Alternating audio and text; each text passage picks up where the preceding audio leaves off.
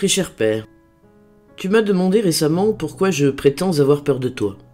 Comme d'habitude, je n'ai rien su te répondre, en partie justement à cause de la peur que tu m'inspires, en partie parce que la motivation de cette peur comporte trop de détails pour pouvoir être exposée oralement avec une certaine cohérence.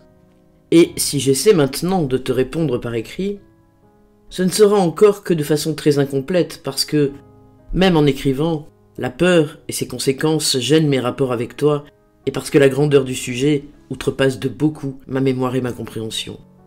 En ce qui te concerne, les choses se sont toujours présentées très simplement, du moins pour ce que tu en as dit devant moi et sans discrimination devant beaucoup d'autres personnes. Tu voyais cela à peu près de la façon suivante.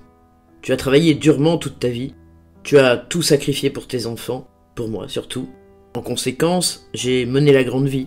J'ai eu liberté entière d'apprendre ce que je voulais, j'ai été préservé des soucis matériels, donc je n'ai pas eu de soucis du tout.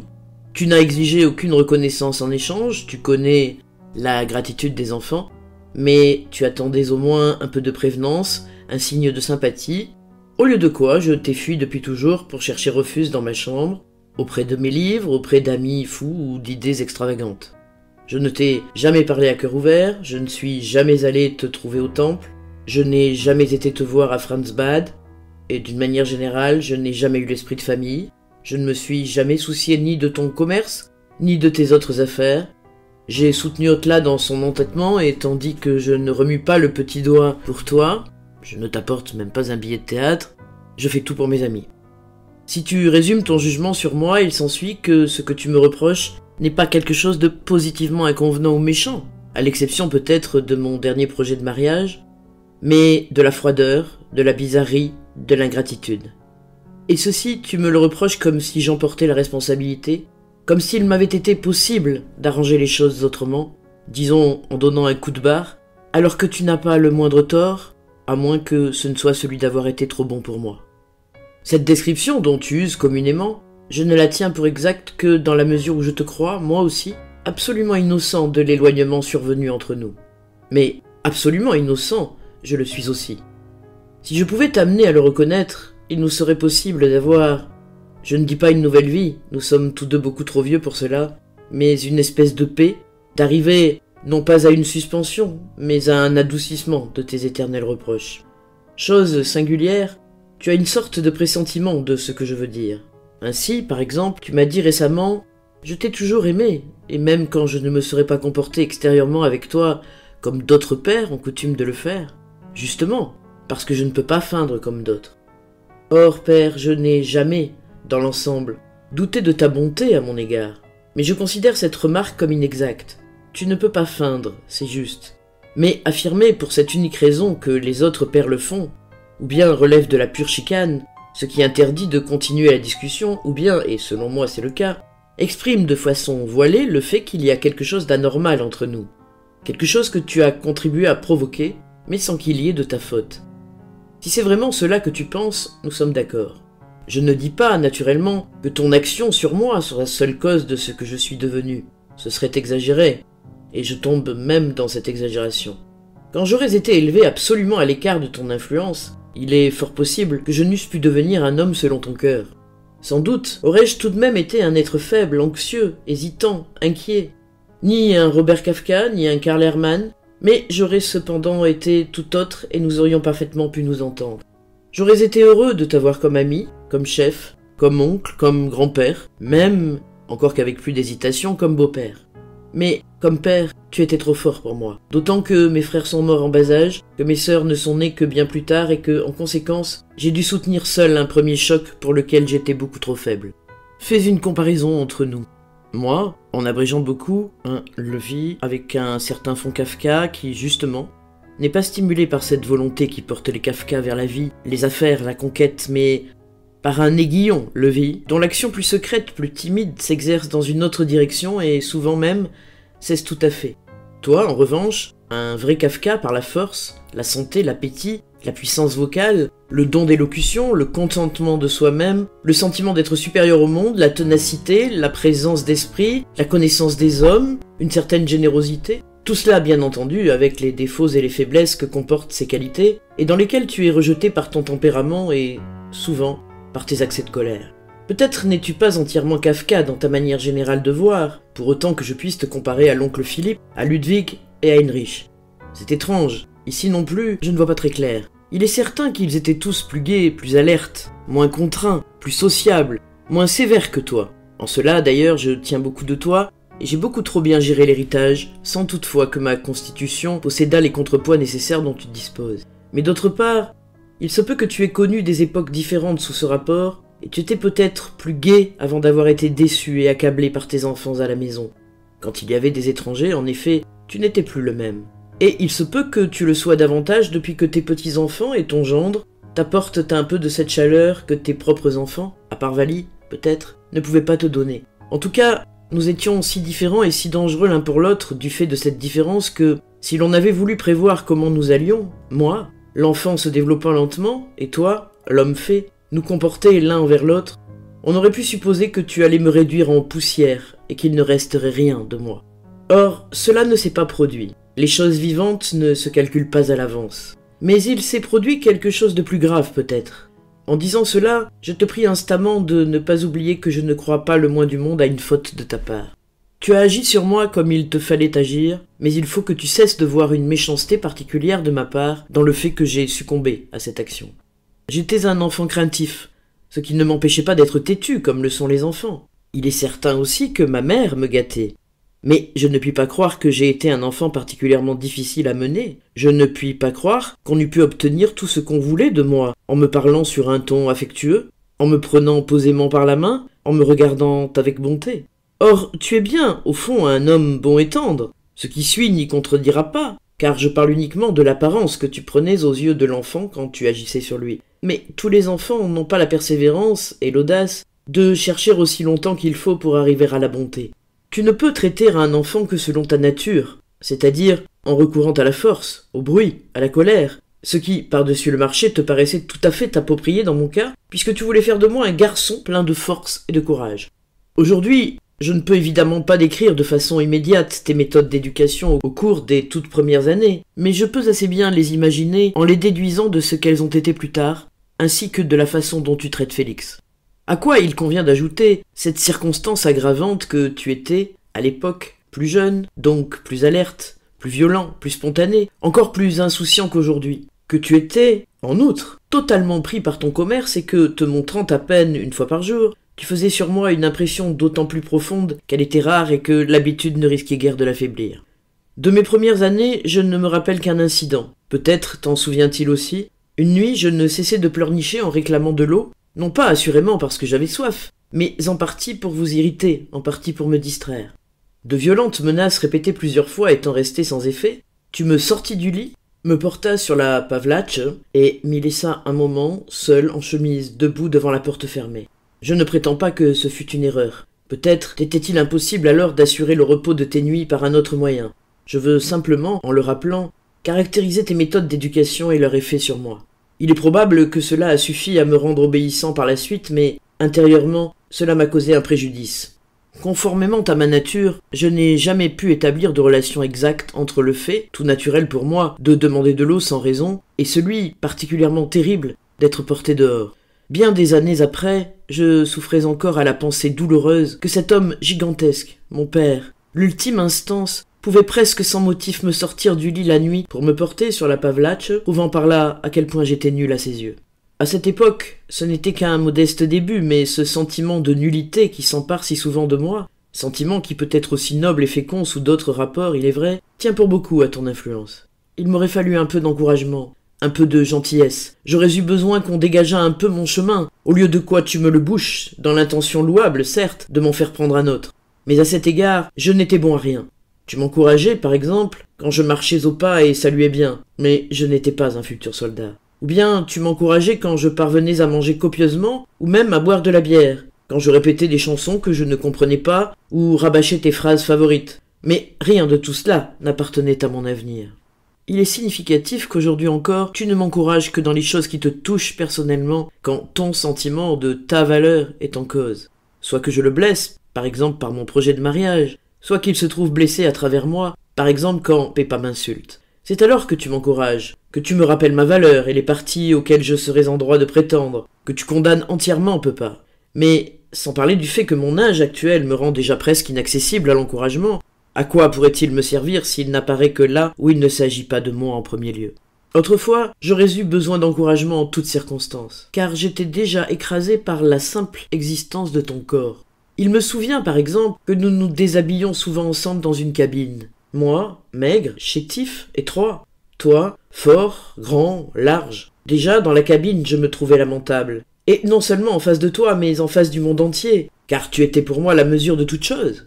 Mais quand nous sortions de la cabine et nous trouvions devant les gens, moi te tenant la main, petite carcasse, pieds nus vacillant sur les planches, ayant peur de l'eau, incapable de répéter les mouvements de natation que, dans une bonne intention, certes, mais à ma grande honte, tu ne cessais littéralement pas de me montrer, j'étais très désespéré, et, à de tels moments, mes tristes expériences dans tous les domaines s'accordaient de façon grandiose. Là où j'étais encore le plus à l'aise, c'est quand il t'arrivait de te déshabiller le premier et que je pouvais rester seul dans la cabine pour retarder la honte de mon apparition publique, jusqu'au moment où tu venais voir ce que je devenais et où tu me poussais dehors. Je t'étais reconnaissant de ce que tu ne semblais pas remarquer ma détresse, et d'autre part, j'étais fier du corps de mon père. Il subsiste d'ailleurs aujourd'hui encore une différence de ce genre entre nous. À ceci répondit par la suite ta souveraineté spirituelle. Grâce à ton énergie, tu étais parvenu tout seul à une si haute position que tu avais une confiance sans borne dans ta propre opinion. Ce n'était pas même aussi évident dans mon enfance que cela le fut plus tard pour l'adolescent. De ton fauteuil, tu gouvernais le monde. Ton opinion était juste, tout autre était folle, extravagante, méchugue, anormale. Et avec cela, ta confiance en toi-même était si grande que tu n'avais pas besoin de rester conséquent pour continuer à avoir raison.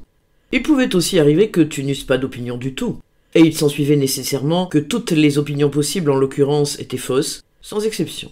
Tu étais capable, par exemple, de pester contre les Tchèques, puis contre les Allemands, puis contre les Juifs, et ceci non seulement à propos de points de détail, mais à propos de tout, et pour finir, il ne restait plus rien en dehors de toi. Tu pris à mes yeux ce caractère énigmatique qu'ont les tyrans, dont le droit ne se fonde pas sur la réflexion, mais sur leur propre personne. C'est du moins ce qu'il me semblait. Au vrai, si tu avais si souvent raison contre moi, que c'en était surprenant, rien de plus naturel quand cela se passait en paroles, car nous allions rarement jusqu'à la conversation. Mais tu avais raison, même dans les faits. Cependant, il n'y avait là non plus rien de spécialement incompréhensible. J'étais lourdement comprimé par toi en tout ce qui concernait ma pensée, même et surtout là où elle ne s'accordait pas avec la tienne. Ton jugement négatif pesait dès le début sur toutes mes idées indépendantes de toi en apparence. Il était presque impossible de supporter cela jusqu'à l'accomplissement total et durable de l'idée. Ici, je ne parle pas de je ne sais quelle idée supérieure, mais de n'importe quelle petite affaire d'enfant. Il suffisait simplement d'être heureux à propos d'une chose quelconque, d'en être rempli, de rentrer à la maison et de le dire, et l'on recevait en guise de réponse un sourire ironique, un hochement de tête, un tapotement de doigts sur la table. J'ai déjà vu mieux. Ou bien, viens me dire ça à moi. Ou bien, je n'ai pas la tête aussi reposée que toi. Ou bien, ça te fait une belle jambe. Ou bien encore, en voilà un événement. Il va sans dire qu'on ne pouvait pas te demander de l'enthousiasme pour chacune de nos bagatelles d'enfants, alors que tu étais plongé dans les soucis et les peines. D'ailleurs, il ne s'agissait pas de cela. L'important, c'est plutôt qu'en vertu de ta nature opposée à la mienne, et par principe, tu étais toujours poussé à préparer des déceptions de ce genre à l'enfant, que l'opposition s'aggravait constamment grâce à l'accumulation du matériel, qu'elle se manifestait par habitude, même quand tu étais par hasard de mon avis et que, puisqu'aussi bien il s'agissait de ta personne et que ta personne faisait autorité en tout, les déceptions de l'enfant n'étaient pas des déceptions de la vie courante, mais touchaient droit au cœur. Le courage, l'esprit de décision, l'assurance, la joie de faire telle ou telle chose, ne pouvaient pas tenir jusqu'au bout quand tu t'y opposais ou même quand on pouvait te supposer hostile. Et cette supposition, on pouvait la faire à propos de presque tout ce que j'entreprenais. Cela s'appliquait aussi bien aux idées qu'aux personnes. Il te suffisait que quelqu'un m'inspirât un peu d'intérêt, étant donné ma nature, cela ne se produisait pas souvent, pour intervenir brutalement par l'injure, la calomnie, les propos avilissants, sans le moindre égard pour mon affection et sans respect pour mon jugement. Des êtres innocents et enfantins durent en pâtir. Ce fut le cas de l'acteur yiddish, Levi, par exemple. Sans le connaître, tu le comparais à de la vermine en t'exprimant d'une façon terrible que j'ai maintenant oubliée, et tu avais automatiquement recours au proverbe des puces et des chiens, comme tu le faisais si souvent au sujet des gens que j'aimais. Je me rappelle particulièrement bien l'acteur parce qu'à cette époque, j'ai écrit ce qui suit sur ta manière de parler de lui. C'est ainsi que mon père parle de mon ami, qu'il ne connaît pas du tout, uniquement parce qu'il est mon ami. C'est quelque chose que je pourrai toujours lui opposer quand il me reprochera mon manque de gratitude et d'amour filial. Je n'ai jamais pu comprendre que tu fusses aussi totalement insensible à la souffrance et à la honte que tu pouvais m'infliger par tes propos et tes jugements. Moi aussi, je t'ai sûrement blessé plus d'une fois en parole, mais je savais toujours que je te blessais. Cela me faisait mal. Je ne pouvais pas me maîtriser assez pour retenir le mot. J'étais encore en train de le prononcer que je le regrettais déjà. Tandis que toi, tu attaquais sans te soucier de rien. Personne ne te faisait pitié, ni sur le moment, ni après. On était absolument sans défense devant toi. Cependant, tu procédais de la sorte dans toute ta manière d'élever un enfant. Je crois que tu as un certain talent d'éducateur. Ton éducation aurait certainement pu être utile à un être fait de la même pâte que toi. Il aurait aperçu le bon sens de ce que tu disais, n'aurait point eu d'autres soucis et aurait tranquillement accompli les choses de cette façon. Mais pour l'enfant que j'étais, tout ce que tu me criais était positivement un commandement du ciel, je ne l'oubliais jamais. Cela restait pour moi le moyen le plus important dont je disposais pour juger le monde, avant tout pour te juger toi-même, et sur ce point, tu faisais complètement faillite. Étant enfant, je te voyais surtout au repas, et la plus grande partie de ton enseignement consistait à m'instruire dans la manière de se conduire convenablement à table. Il fallait manger de tout ce qui était servi, s'abstenir de parler de la qualité des plats, mais il t'arrivait souvent de trouver le repas immangeable. Tu traitais les mets de boustifailles, ils avaient été gâtés par cette idiote, la cuisinière, etc. Comme tu avais un puissant appétit et une propension particulière à manger tout très chaud, rapidement et à grandes bouchées, il fallait que l'enfant se dépêchât. Il régnait à table un silence lugubre, entrecoupé de remontrances. « Mange d'abord, tu parleras après. » Ou bien « Plus vite, plus vite, plus vite !» Ou bien « Tu vois, j'ai fini depuis longtemps. » On n'avait pas le droit de ronger les os, toi tu l'avais. On n'avait pas le droit de laper le vinaigre, toi tu l'avais. L'essentiel était de couper le pain droit, mais il était indifférent que tu le fisses avec un couteau dégoûtant de sauce. Il fallait veiller à ce qu'aucune miette ne tombât à terre, c'était finalement sous ta place qu'il y en avait le plus. À table, on ne devait s'occuper que de manger, mais toi, tu te curais les ongles, tu te les coupais, tu taillais des crayons, tu te nettoyais les oreilles avec un cure-dent. Je t'en prie, père, comprends-moi bien. Toutes ces choses étaient des détails sans importance. Elles ne devenaient accablantes pour moi que dans la mesure où toi, qui faisais si prodigieusement autorité à mes yeux, tu ne respectais pas les ordres que tu m'imposais. Il s'ensuivit que le monde se trouva partagé en 3 parties. L'une, celle où je vivais en esclave, soumis à des lois qui n'avaient été inventées que pour moi, et auxquelles, par-dessus le marché, je ne pouvais jamais satisfaire entièrement, sans savoir pourquoi. Une autre, qui m'était infiniment lointaine, dans laquelle tu vivais, occupée à gouverner, à donner des ordres, et à t'irriter parce qu'ils n'étaient pas suivis. Une troisième, enfin, où le reste des gens vivaient heureux, exempts d'ordre et d'obéissance. J'étais constamment plongé dans la honte, car ou bien j'obéissais à tes ordres, et c'était honteux puisqu'ils n'étaient valables que pour moi, ou bien je te défiais, et c'était encore honteux, car comment pouvais-je me permettre de te défier? Ou bien je ne pouvais pas obéir parce que je ne possédais ni ta force, ni ton appétit, ni ton adresse, et c'était là, en vérité, la pire des hontes.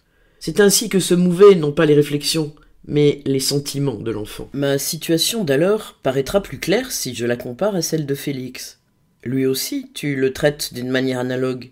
Tu vas même jusqu'à employer à son égard un moyen d'éducation particulièrement terrible, puisque lorsqu'il commet ce que tu juges une inconvenance à table, tu ne te contentes pas de lui dire comme tu me le disais jadis, « Tu es un gros cochon », mais tu ajoutes « un vrai Herman » ou « tout comme ton père ».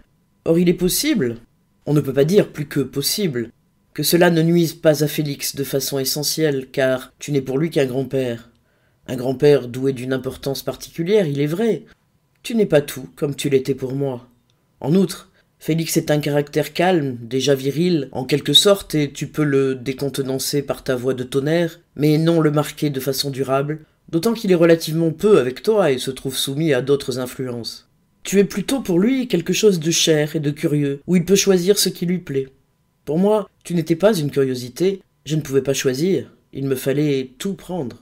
Et ceci sans pouvoir faire d'objection, car il t'est impossible, de prime abord, de parler calmement d'une chose avec laquelle tu n'es pas d'accord ou qui, simplement, ne part pas de toi. Ces dernières années, tu expliques cela par ta susceptibilité cardiaque, mais tu n'as jamais été différent, que je sache. Ta susceptibilité cardiaque te fournit tout au plus un moyen d'exercer ta domination plus sévèrement, puisque le seul fait d'y penser étouffe l'ultime objection chez les autres. Ce n'est naturellement pas un reproche, mais la constatation d'un fait. Pour ce qui est d'au-delà, par exemple, tu dis souvent « Mais c'est qu'on ne peut pas lui parler, elle vous saute aussitôt au visage. » Le fait est pourtant que ce n'est pas du tout elle qui saute. Tu confonds la chose avec la personne. La chose te saute au visage, et tu la juges sur le champ, sans entendre la personne. Les arguments qu'on avance ensuite ne peuvent que t'irriter davantage, jamais te convaincre. Tu ne parles plus que pour ajouter « Fais ce que tu veux, s'il ne tient qu'à moi, tu es libre.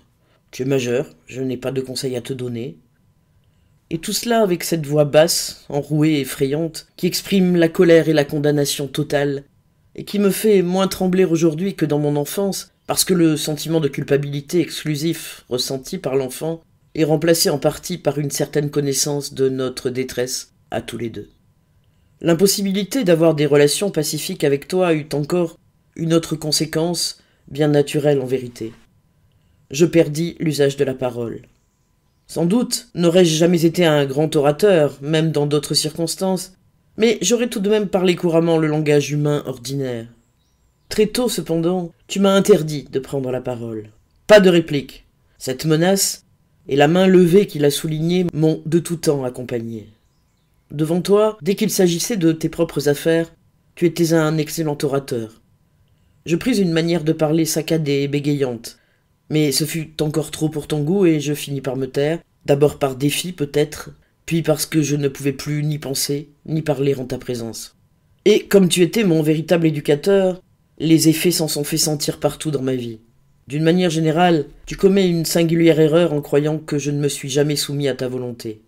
Je puis dire que le principe de ma conduite à ton égard n'a pas été toujours contre tout, ainsi que tu le crois et me le reproches. Au contraire, si je t'avais moins bien obéi, tu serais sûrement beaucoup plus satisfait de moi. Contrairement à ce que tu penses, ton système pédagogique a touché juste. Je n'ai échappé à aucune prise. Tel que je suis, abstraction faite, bien entendu, des données fondamentales de la vie et de son influence, le résultat de ton éducation et de mon obéissance. Si ce résultat t'est néanmoins pénible, si même tu te refuses inconsciemment à le reconnaître pour le produit de ton éducation, cela tient précisément à ce que ta main et mon matériel ont été si étrangers l'un à l'autre. Tu disais, pas de réplique, voulant amener par là à se taire en moi les forces qui t'étaient désagréables, mais l'effet produit était trop fort.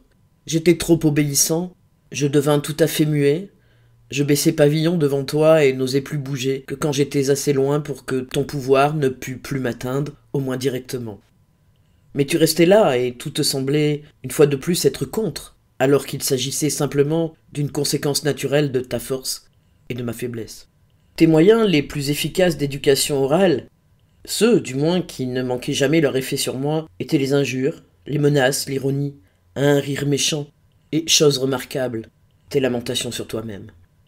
Je ne me rappelle pas que tu m'aies jamais injurié de façon directe ou avec de vrais gros mots. Ce n'était d'ailleurs pas nécessaire, tu avais tant d'autres moyens à ta disposition et au surplus, les injures pleuvaient si fort sur les autres personnes de mon entourage, tant à la maison qu'au magasin, surtout au magasin, que, petit garçon, j'en étais parfois étourdi. Je ne voyais pas pourquoi elles ne m'auraient pas été destinées. Les gens que tu injuriais n'étant assurément pas pires que moi et ne te donnant sûrement pas plus de mécontentement. Là encore, je retrouvais ta mystérieuse innocence, le mystérieux pouvoir qui te rendait inattaquable. Tu injuriais les gens sans t'en faire le moindre scrupule. Qui plus est, tu condamnais les injures chez les autres, auxquels tu les interdisais. Tu renforçais les injures par des menaces qui, elles, me concernaient bel et bien. Terrible était par exemple, bien que je ne fusse pas sans savoir que rien de grave ne s'ensuivrait, mais il est vrai qu'étant petit je ne le savais pas, je te déchirerais comme un poisson. Mais que tu en fusses capable, ce serait presque accordé à l'image que j'avais de ton pouvoir. Terrible aussi étaient ces moments où tu courais, en criant autour de la table pour nous attraper. Tu n'en avais pas du tout l'intention, mais tu faisais semblant, et où maman, pour finir, avait l'air de nous sauver. Une fois de plus, telle était l'impression de l'enfant, on avait conservé la vie par l'effet de ta grâce, et on continuait à la porter comme un présent immérité. À ce même ordre des choses appartiennent tes menaces concernant les suites de la désobéissance. Quand j'entreprenais quelque chose qui te déplaisait et que tu me menaçais d'un échec, Mon respect de ton opinion était si grand que l'échec était inéluctable, même s'il ne devait se produire que plus tard. Je perdis toute confiance dans mes propres actes. Je devins instable, indécis. Plus je vieillissais, plus grossissait le matériel que tu pouvais m'opposer comme preuve de mon peu de valeur. Peu à peu, les faits te donnèrent raison à certains égards. Encore une fois, je me garde bien d'affirmer que tu es seul responsable de ce que je suis devenu. Tu n'as fait qu'aggraver ce qui était, mais tu l'as beaucoup aggravé, précisément parce que tu avais un grand ascendant sur moi et que tu usais de tout ton pouvoir. Tu avais une confiance spéciale dans l'éducation par l'ironie. Elle s'accordait d'ailleurs au mieux avec ta supériorité sur moi. Dans ta bouche, une réprimande prenait généralement cette forme. Tu ne peux pas faire cela de telle ou telle manière ? C'est déjà trop te demander, je suppose. Naturellement, tu n'as pas le temps. Et ainsi de suite. Chacune de ces questions s'accompagnait d'un rire et d'un visage courroucé. On se trouvait en quelque sorte déjà puni avant de savoir qu'on avait fait quelque chose de mal. Exaspérantes étaient aussi ces remontrances où l'on était traité entière, comme si l'on n'était pas même digne de tes paroles méchantes, où tu parlais pour la forme à maman, alors qu'en fait tu t'adressais à moi, puisque j'étais présent. Bien entendu, on ne peut pas obtenir cela de monsieur mon fils. Et autre chose du même genre. La contrepartie de ceci, c'est que j'en vins à ne plus oser t'interroger directement quand maman était là. Plus tard, l'habitude m'empêcha de penser à le faire. Il était beaucoup moins dangereux pour l'enfant de questionner sa mère, assise à côté de toi. On lui demandait « Comment va mon père ?» et ainsi on se protégeait des surprises. Il y avait naturellement des cas où l'on approuvait fort l'ironie, notamment quand elle touchait quelqu'un d'autre. Ellie, par exemple, avec laquelle j'ai été brouillé pendant des années. C'était pour moi une vraie fête de la méchanceté et de la joie maligne que de t'entendre lui dire presque à chaque repas quelque chose comme « Il faut qu'elle se tienne à 10 mètres de la table, cette faisaise d'embarras !» et de te voir, plein de colère, dans ton fauteuil, essayer d'imiter sans la plus légère trace de gentillesse ou de bonne humeur, en ennemi acharné, la manière excessivement repoussante, pour ton goût, dont elle se tenait à table. Que de fois ces scènes et d'autres semblables se sont répétées, quels piètres résultats elles ont donné en fait. Cela tient, je crois, à ce que ton déploiement de colère et d'irritation ne paraissait pas se trouver dans un rapport juste avec la chose elle-même.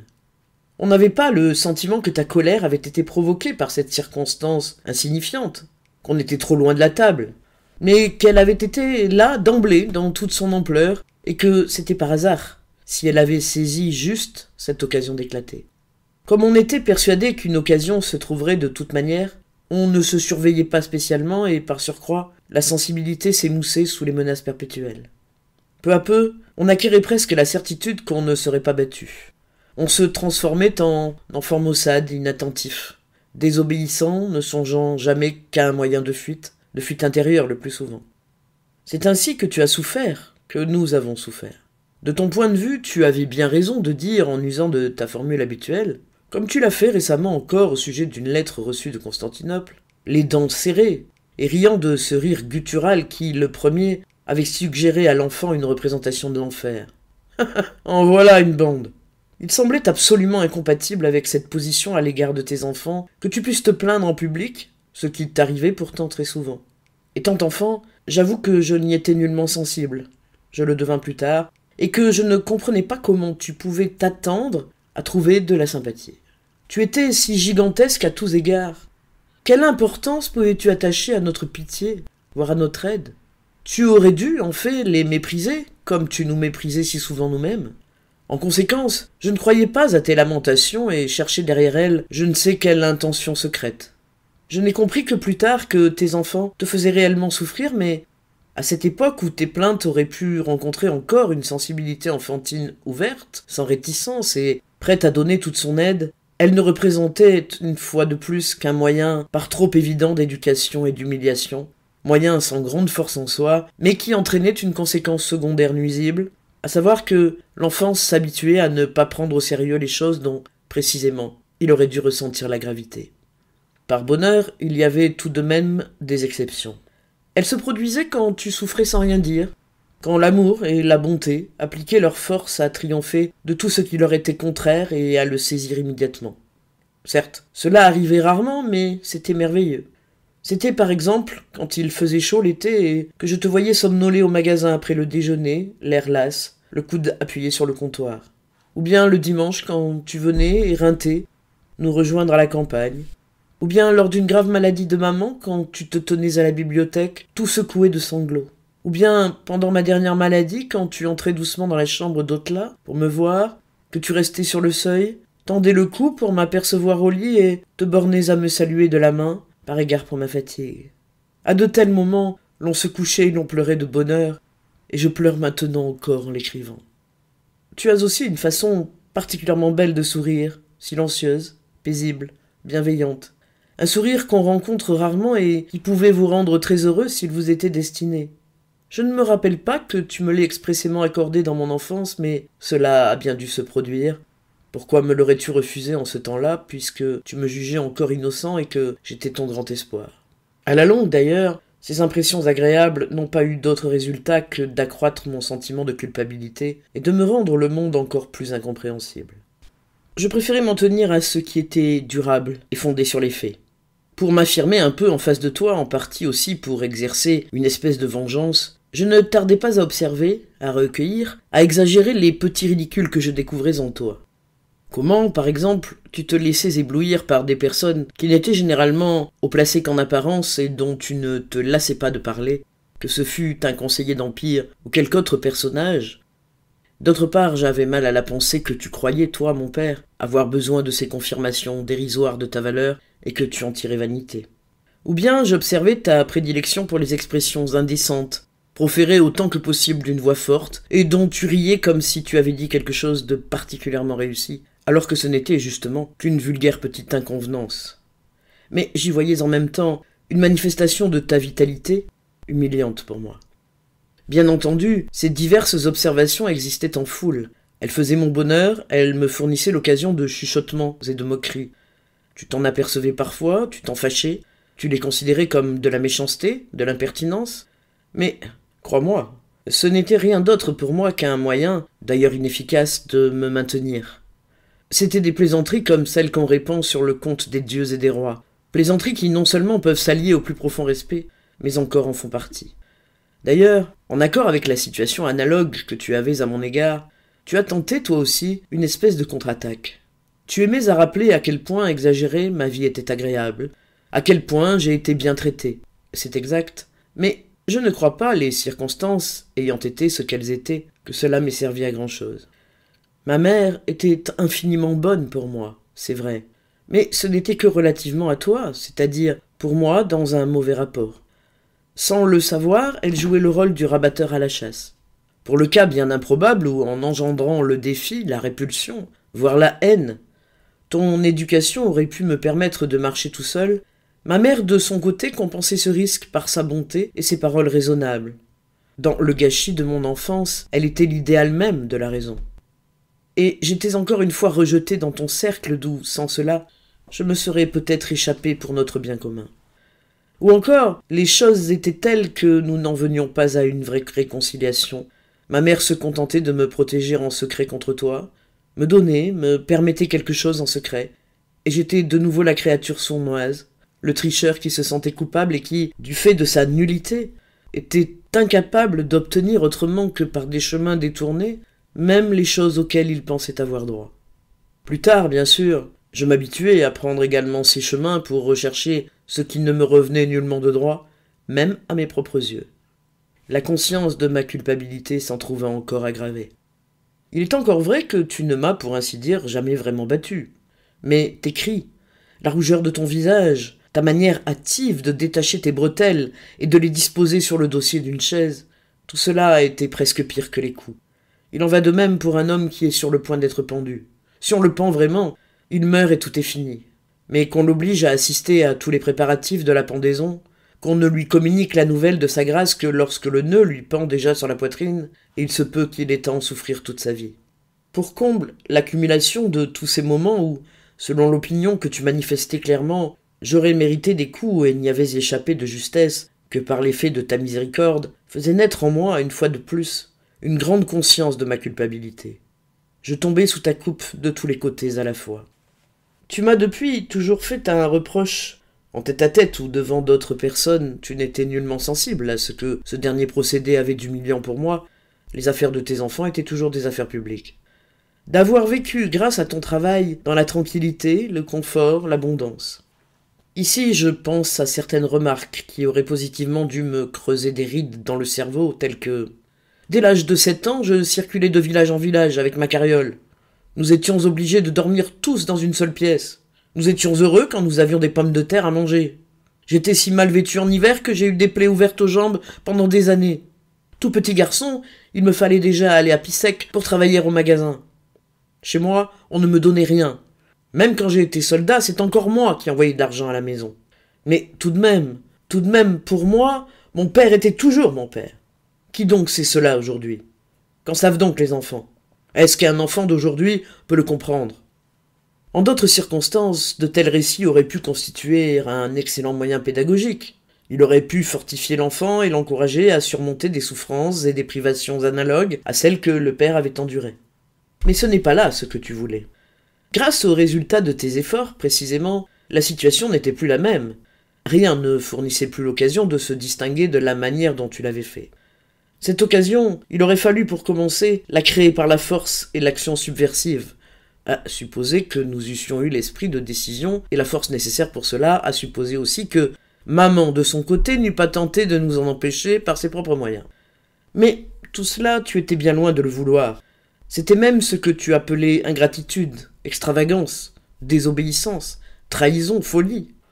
Ainsi, tandis que d'un côté tu nous y poussais par ton exemple, par des récits qui nous accablaient de honte, tu nous l'interdisais de l'autre avec la dernière sévérité. S'il en avait été autrement, tu aurais dû, abstraction faite des circonstances secondaires, être réellement ravi de l'aventure d'Otla Azuro. Elle voulait vivre dans le pays d'où tu étais venu. Elle voulait connaître le travail et les privations que tu avais connues. Et de même que tu avais été indépendant de ton père, elle refusait de jouir des fruits de ton travail.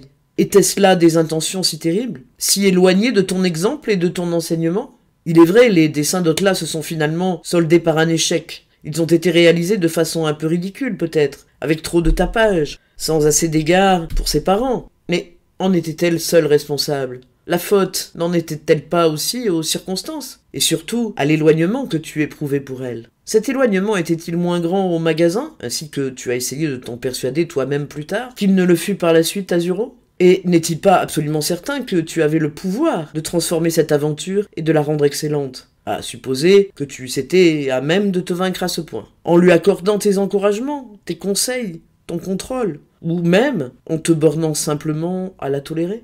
À l'occasion de ces sortes d'expériences, tu avais coutume de dire sur un ton de plaisanterie amère que nous avions la vie trop belle. En un sens, pourtant, cette plaisanterie n'en est pas une.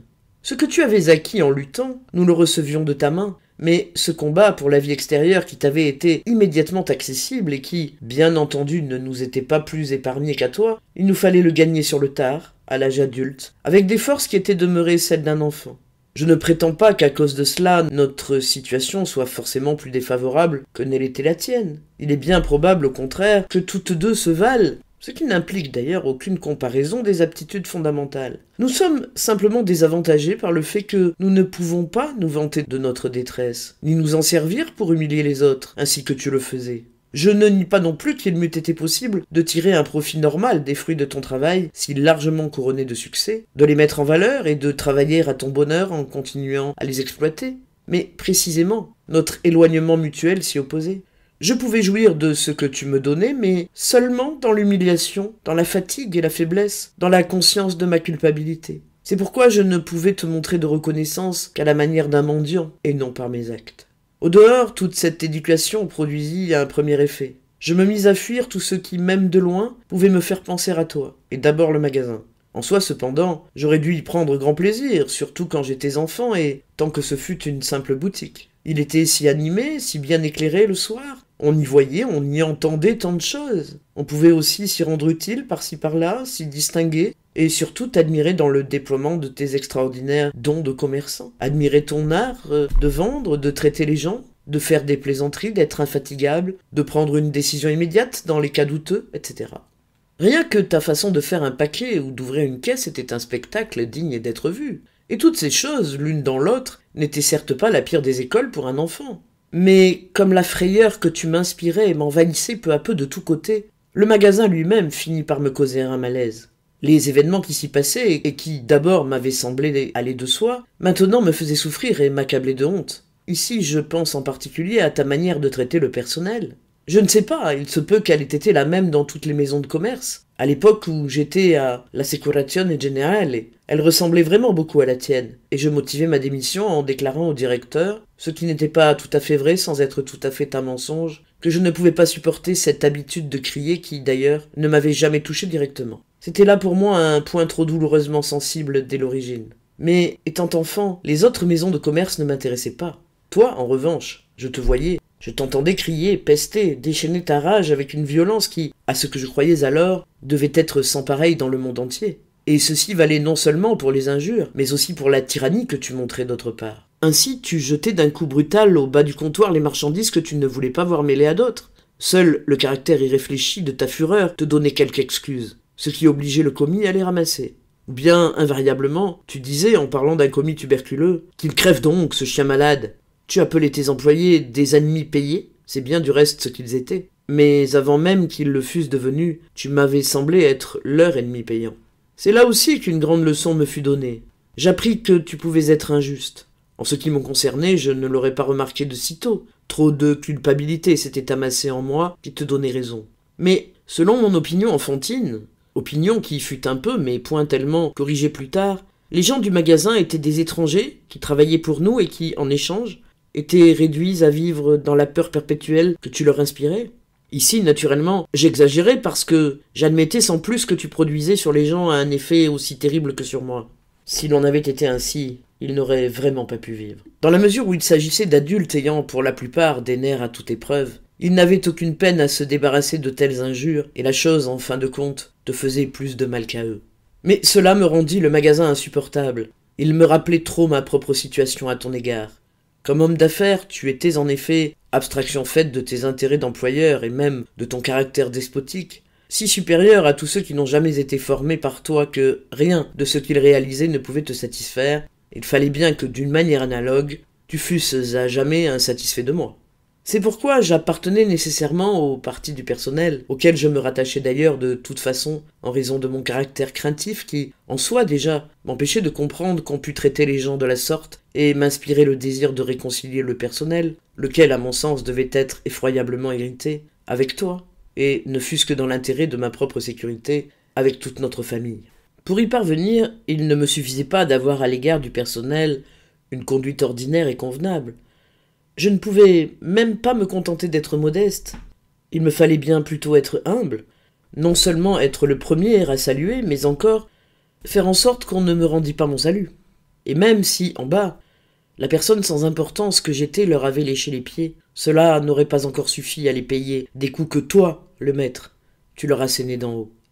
Cette situation, qui était alors la mienne quand j'approchais autrui, eut des répercussions qui, dépassant le cadre du magasin, se prolongèrent dans l'avenir.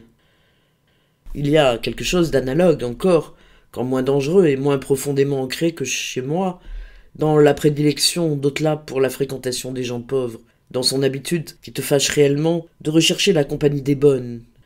Pour finir, le magasin me fit presque peur. En tout cas, il ne me concernait déjà plus depuis longtemps, à l'époque où le lycée vint m'en écarter encore davantage. Il me paraissait d'ailleurs beaucoup trop dispendieux pour les ressources dont je disposais, puisque, à t'entendre, il épuisait même les tiennes. De mon aversion pour ton commerce, donc pour ton œuvre, aversion dont tu ne laissais certes pas de souffrir beaucoup, tu as encore essayé de tirer quelque chose de flatteur pour toi par la suite, en affirmant ce qui aujourd'hui m'émeut et me fait honte, que si je n'avais pas le sens des affaires, j'avais en revanche des idées plus élevées en tête, etc. L'explication que tu t'extorquais ainsi fit naturellement grand plaisir à ma mère et moi-même, pris que j'étais dans ma détresse et ma vanité, je me laissais influencer par elle. Mais si ces idées élevées avaient vraiment été la seule ou la principale cause de mon éloignement pour le magasin, elles auraient dû s'exprimer autrement qu'en me permettant un abordage définitif dans les parages d'une table de bureaucrate, après m'avoir laissé nager, paisible et craintif, dans les eaux du lycée et des études de droit. Si je voulais te fuir, il me fallait aussi fuir la famille et même ma mère. Certes, on pouvait toujours se réfugier auprès d'elle, mais ce n'était encore que par rapport à toi. Elle t'aimait trop et t'était trop fidèle, dévouée pour pouvoir à la longue représenter une puissance spirituelle indépendante dans le combat mené par l'enfant. L'enfant le sentait d'ailleurs avec un instinct sûr, puisqu'en vieillissant, en effet, maman s'attacha encore plus étroitement à toi. Tandis que, pour ce qui la touchait elle-même, elle préservait toujours son indépendance dans les limites les plus précises, et le faisait avec grâce et tact, sans jamais te blesser de façon grave. Elle se mit, surtout dans le cas d'ailleurs difficile d'Otla, à accepter les yeux fermés, moins avec l'intelligence qu'avec le cœur, et de plus en plus totalement au cours des années, ta manière de juger et de condamner tes enfants.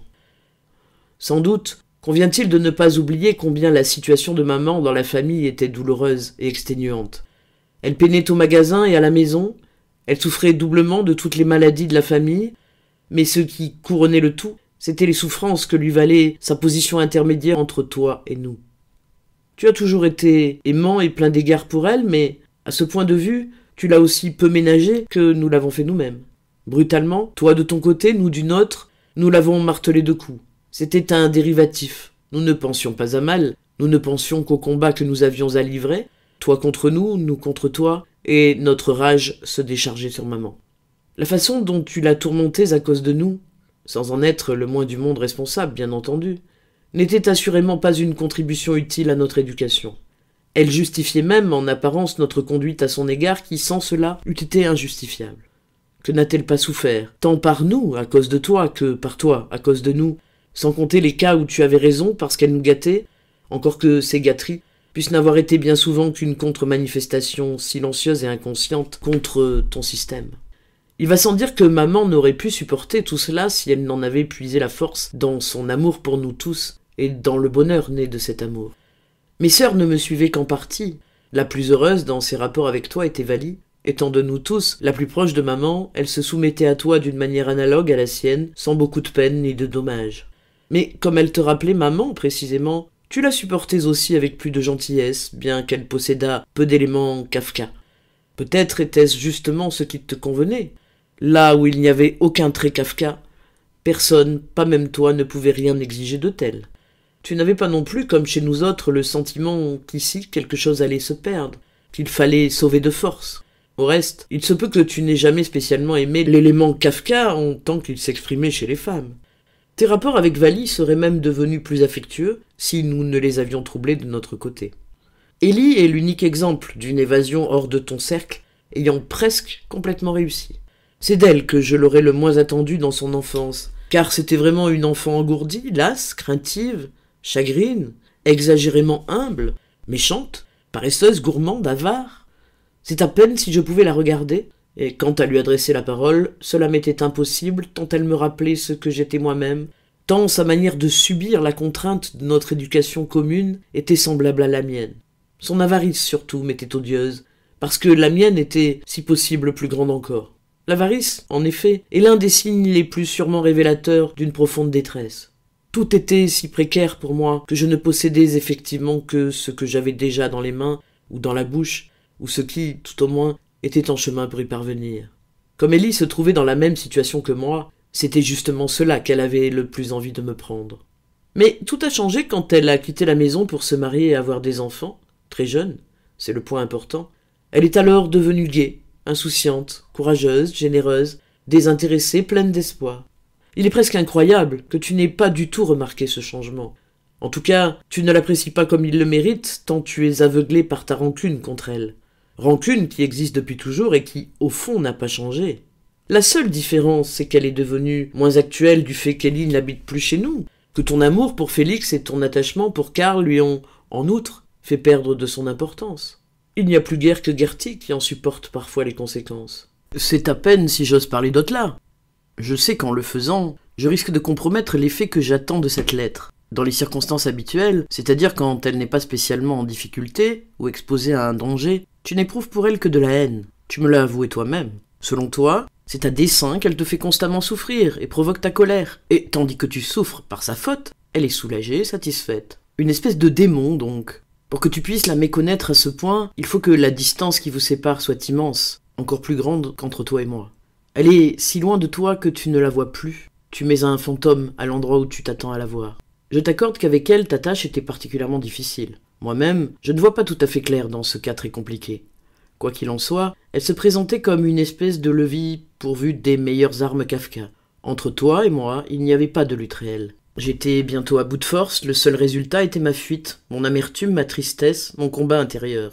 Mais vous deux, vous étiez toujours en position de combat, toujours alerte et plein de force. Spectacle aussi désespérant que grandiose. Tout au début, il est certain que vous avez dû être très proches l'un de l'autre, car, aujourd'hui encore, Otla est peut-être de nous quatre l'image la plus pure de ton mariage avec maman et des forces qui s'y sont trouvées réunies. J'ignore ce qui a pu vous priver de l'harmonie qui fait le bonheur d'un père et d'un enfant, mais je suis tenté de croire que l'évolution d'Otla a été semblable à la mienne.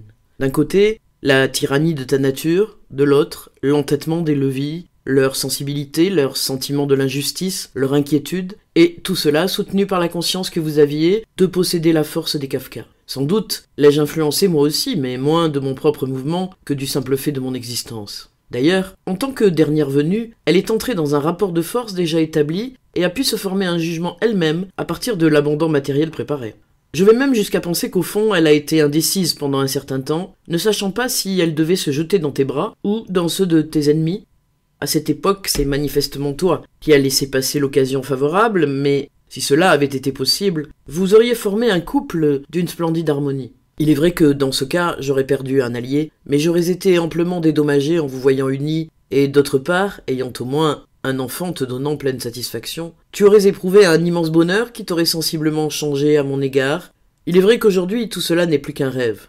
Otla a perdu tout contact avec toi, il lui faut chercher son chemin seul, comme moi. Et ce qu'elle a de plus que moi en fait d'assurance, de confiance en soi, de santé et d'absence de scrupules, la rend d'autant plus méchante et plus perfide que moi, à tes yeux. Je le comprends. Vue par toi, elle ne peut être autrement. Elle est d'ailleurs elle-même en état de se voir comme tu la vois, de ressentir ta souffrance et d'en être, sinon désespérée, le désespoir est mon affaire, du moins très triste. En contradiction apparente avec cela, tu nous vois souvent chuchoter et rire ensemble, tu nous entends parfois parler de toi. Tu as alors l'impression que nous sommes des conspirateurs éhontés. Singulier conspirateur. Tu es depuis toujours, bien sûr, le thème principal de nos conversations, comme de nos pensées. Mais si nous nous réunissons, ce n'est vraiment pas pour dire quelque chose contre toi. C'est pour appliquer tous nos efforts, à débattre ensemble dans tous les détails, en l'envisageant sous tous les angles et dans toutes les occasions.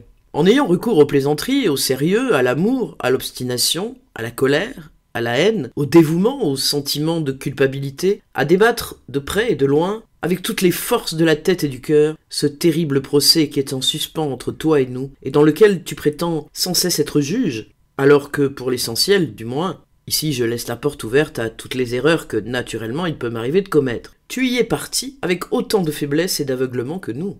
Un exemple de ton éducation pédagogique, exemple instructif dans le contexte général, est fourni par Irma. D'une part, c'était bien une étrangère. Elle avait atteint l'âge adulte quand elle est venue travailler chez toi. Et elle avait surtout affaire à toi en tant que chef. Elle ne fut donc livrée à ton influence qu'en partie, et à un âge où l'on est déjà capable de résistance. Mais d'autre part, elle était aussi ta proche parente. Elle respectait en toi le frère de son père, et tu avais sur elle bien plus que la simple autorité d'un chef. Et pourtant, si capable qu'elle fût en dépit de sa fragilité, si intelligente, laborieuse, modeste, digne de confiance, désintéressée et fidèle, elle ne s'est pas montrée très bonne employée pour toi.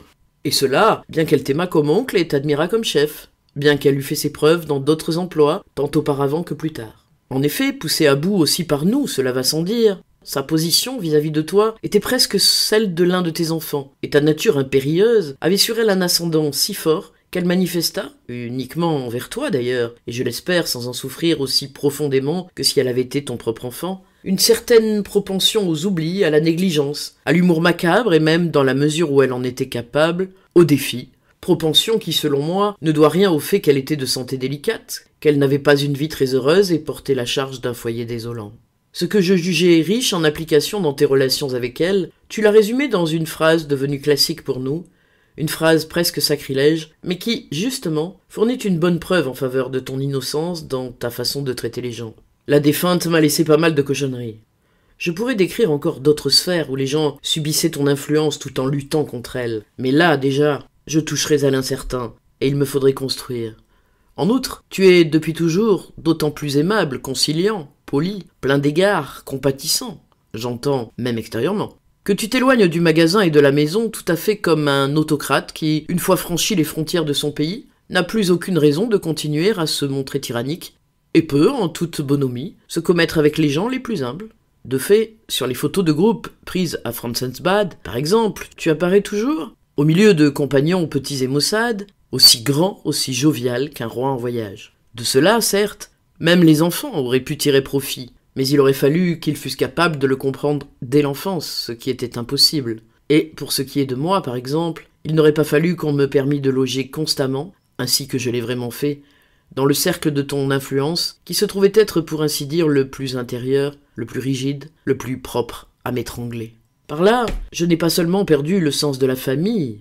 Ce sens, je l'avais au contraire, encore qu'il fût surtout négatif, et dû servir à me détacher de toi intérieurement. Entreprise qui, bien entendu, reste à jamais inachevée. Plus encore, si possible, ce sont mes rapports avec les gens du dehors qui en ont souffert. Tu es absolument dans l'erreur, en croyant que je fais tout pour les autres par amour et par loyauté, tandis que je ne fais rien pour toi, ni pour la famille, du fait de mon indifférence et de ma perfidie. Je te le répète pour la 10e fois. Il est probable que je serais devenu un être sauvage et timide, même sans cela.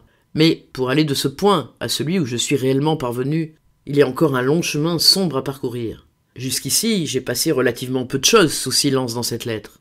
Mais maintenant, et plus tard, il me faudra taire ce que, devant toi et devant moi, il m'est encore trop difficile d'avouer. Je dis cela afin que tu n'attribues pas à l'absence de preuves le flou qui pourrait, ça et là, troubler l'image d'ensemble. Des preuves, il en existe au contraire qui pourraient donner à l'image une crudité insupportable. Ici, il est difficile de trouver un moyen terme. Il me suffit d'ailleurs de rappeler des choses révolues. Par ta faute, j'avais perdu toute confiance en moi. J'avais gagné en échange un infini sentiment de culpabilité. En souvenir de cette infinité, j'ai écrit fort justement un jour au sujet de quelqu'un « Il craint que la honte ne lui survive ». Je ne pouvais pas me transformer subitement quand je rencontrais d'autres personnes.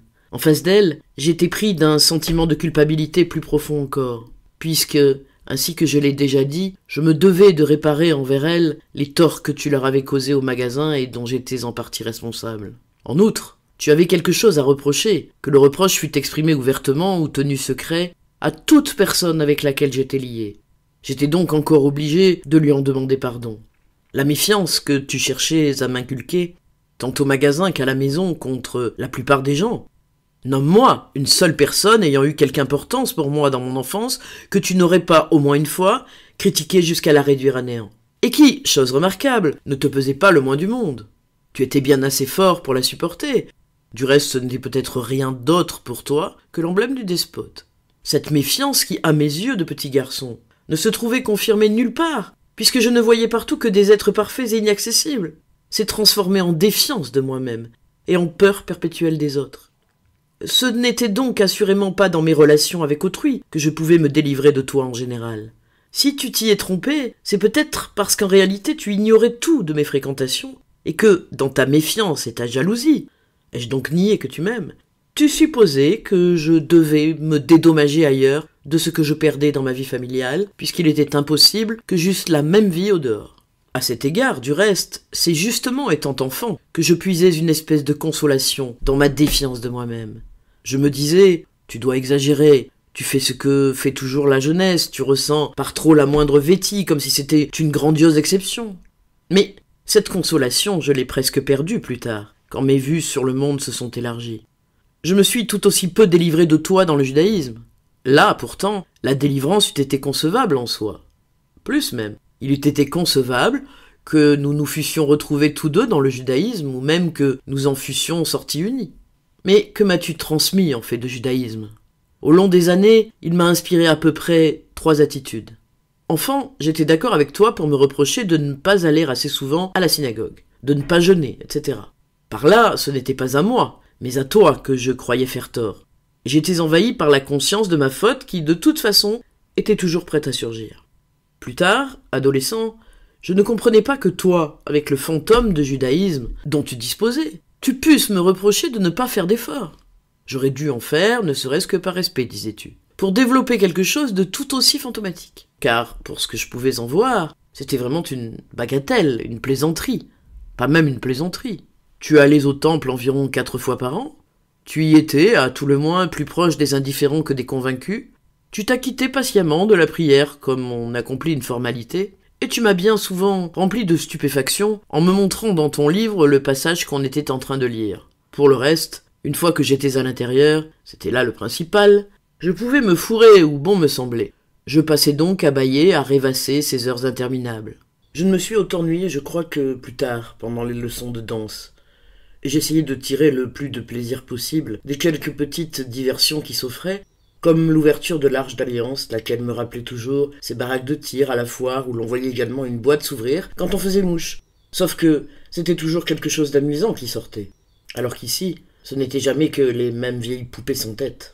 Du reste, j'y ai bien souvent aussi connu la peur. Et non seulement, comme on pouvait s'y attendre à cause du grand nombre de gens avec lesquels on entrait en contact, mais parce que tu avais dit un jour en passant que je pourrais, moi aussi, être appelé à la Torah. J'en ai tremblé de peur pendant des années. Mais à part cela, rien ne venait troubler sérieusement mon ennui, si ce n'est la bar mitzvah, qui, ne demandant qu'un ridicule effort de mémoire, n'aboutissait qu'à un ridicule succès d'examen, ou encore les petits événements sans importance qui te concernaient. Ainsi, par exemple, le moment où tu étais appelé à la Torah et où tu te tirais à ton honneur de cette épreuve, à mon sens exclusivement mondaine, ou bien encore la fête des morts, quand tu restais au temple pour assister à la cérémonie, et qu'on me renvoyait, ce qui sans doute, en raison de mon exclusion et de mon manque de tout intérêt profond pour ce qui se passait là, m'a donné pendant des années le sentiment à peine conscient qu'il devait s'agir d'une chose indécente. S'il en allait ainsi au temple, c'était, si possible, encore plus lamentable à la maison. On se bornait à fêter la première soirée du Seder, qui, il est vrai, sous l'influence des enfants grandissants. Mais pourquoi devais-tu te soumettre à cette influence, parce que tu l'avais provoquée, dégénéra de plus en plus en une véritable comédie, accompagnée de fous rires.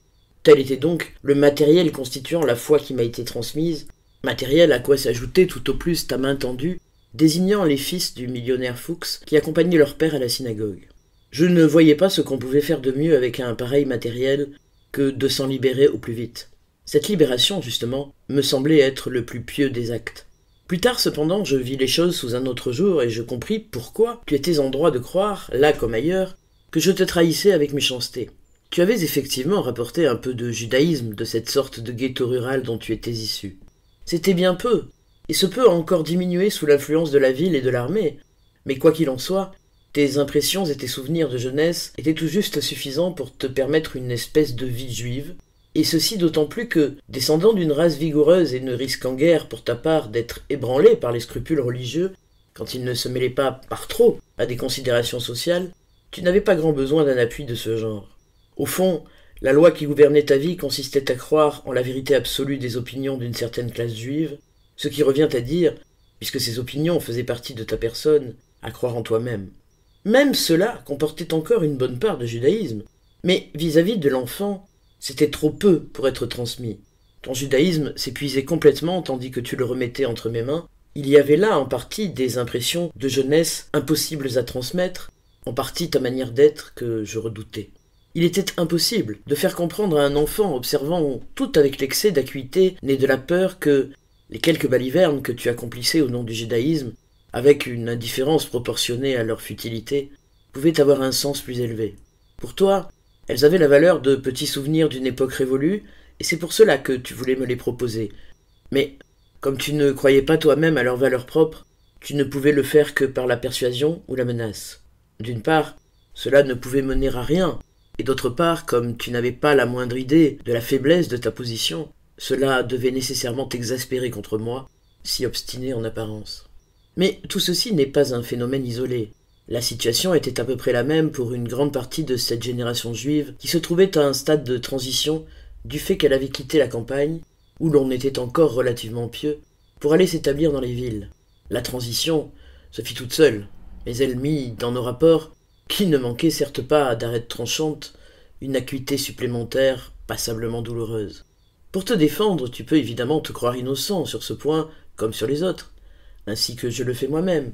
Mais pourquoi ne pas expliquer cette innocence par ta nature et par les conjonctures de ton époque, au lieu de l'expliquer par les seules circonstances extérieures, et de dire par exemple que tu as eu bien trop de travail et de tracas dans ta vie pour consacrer du temps à de semblables préoccupations.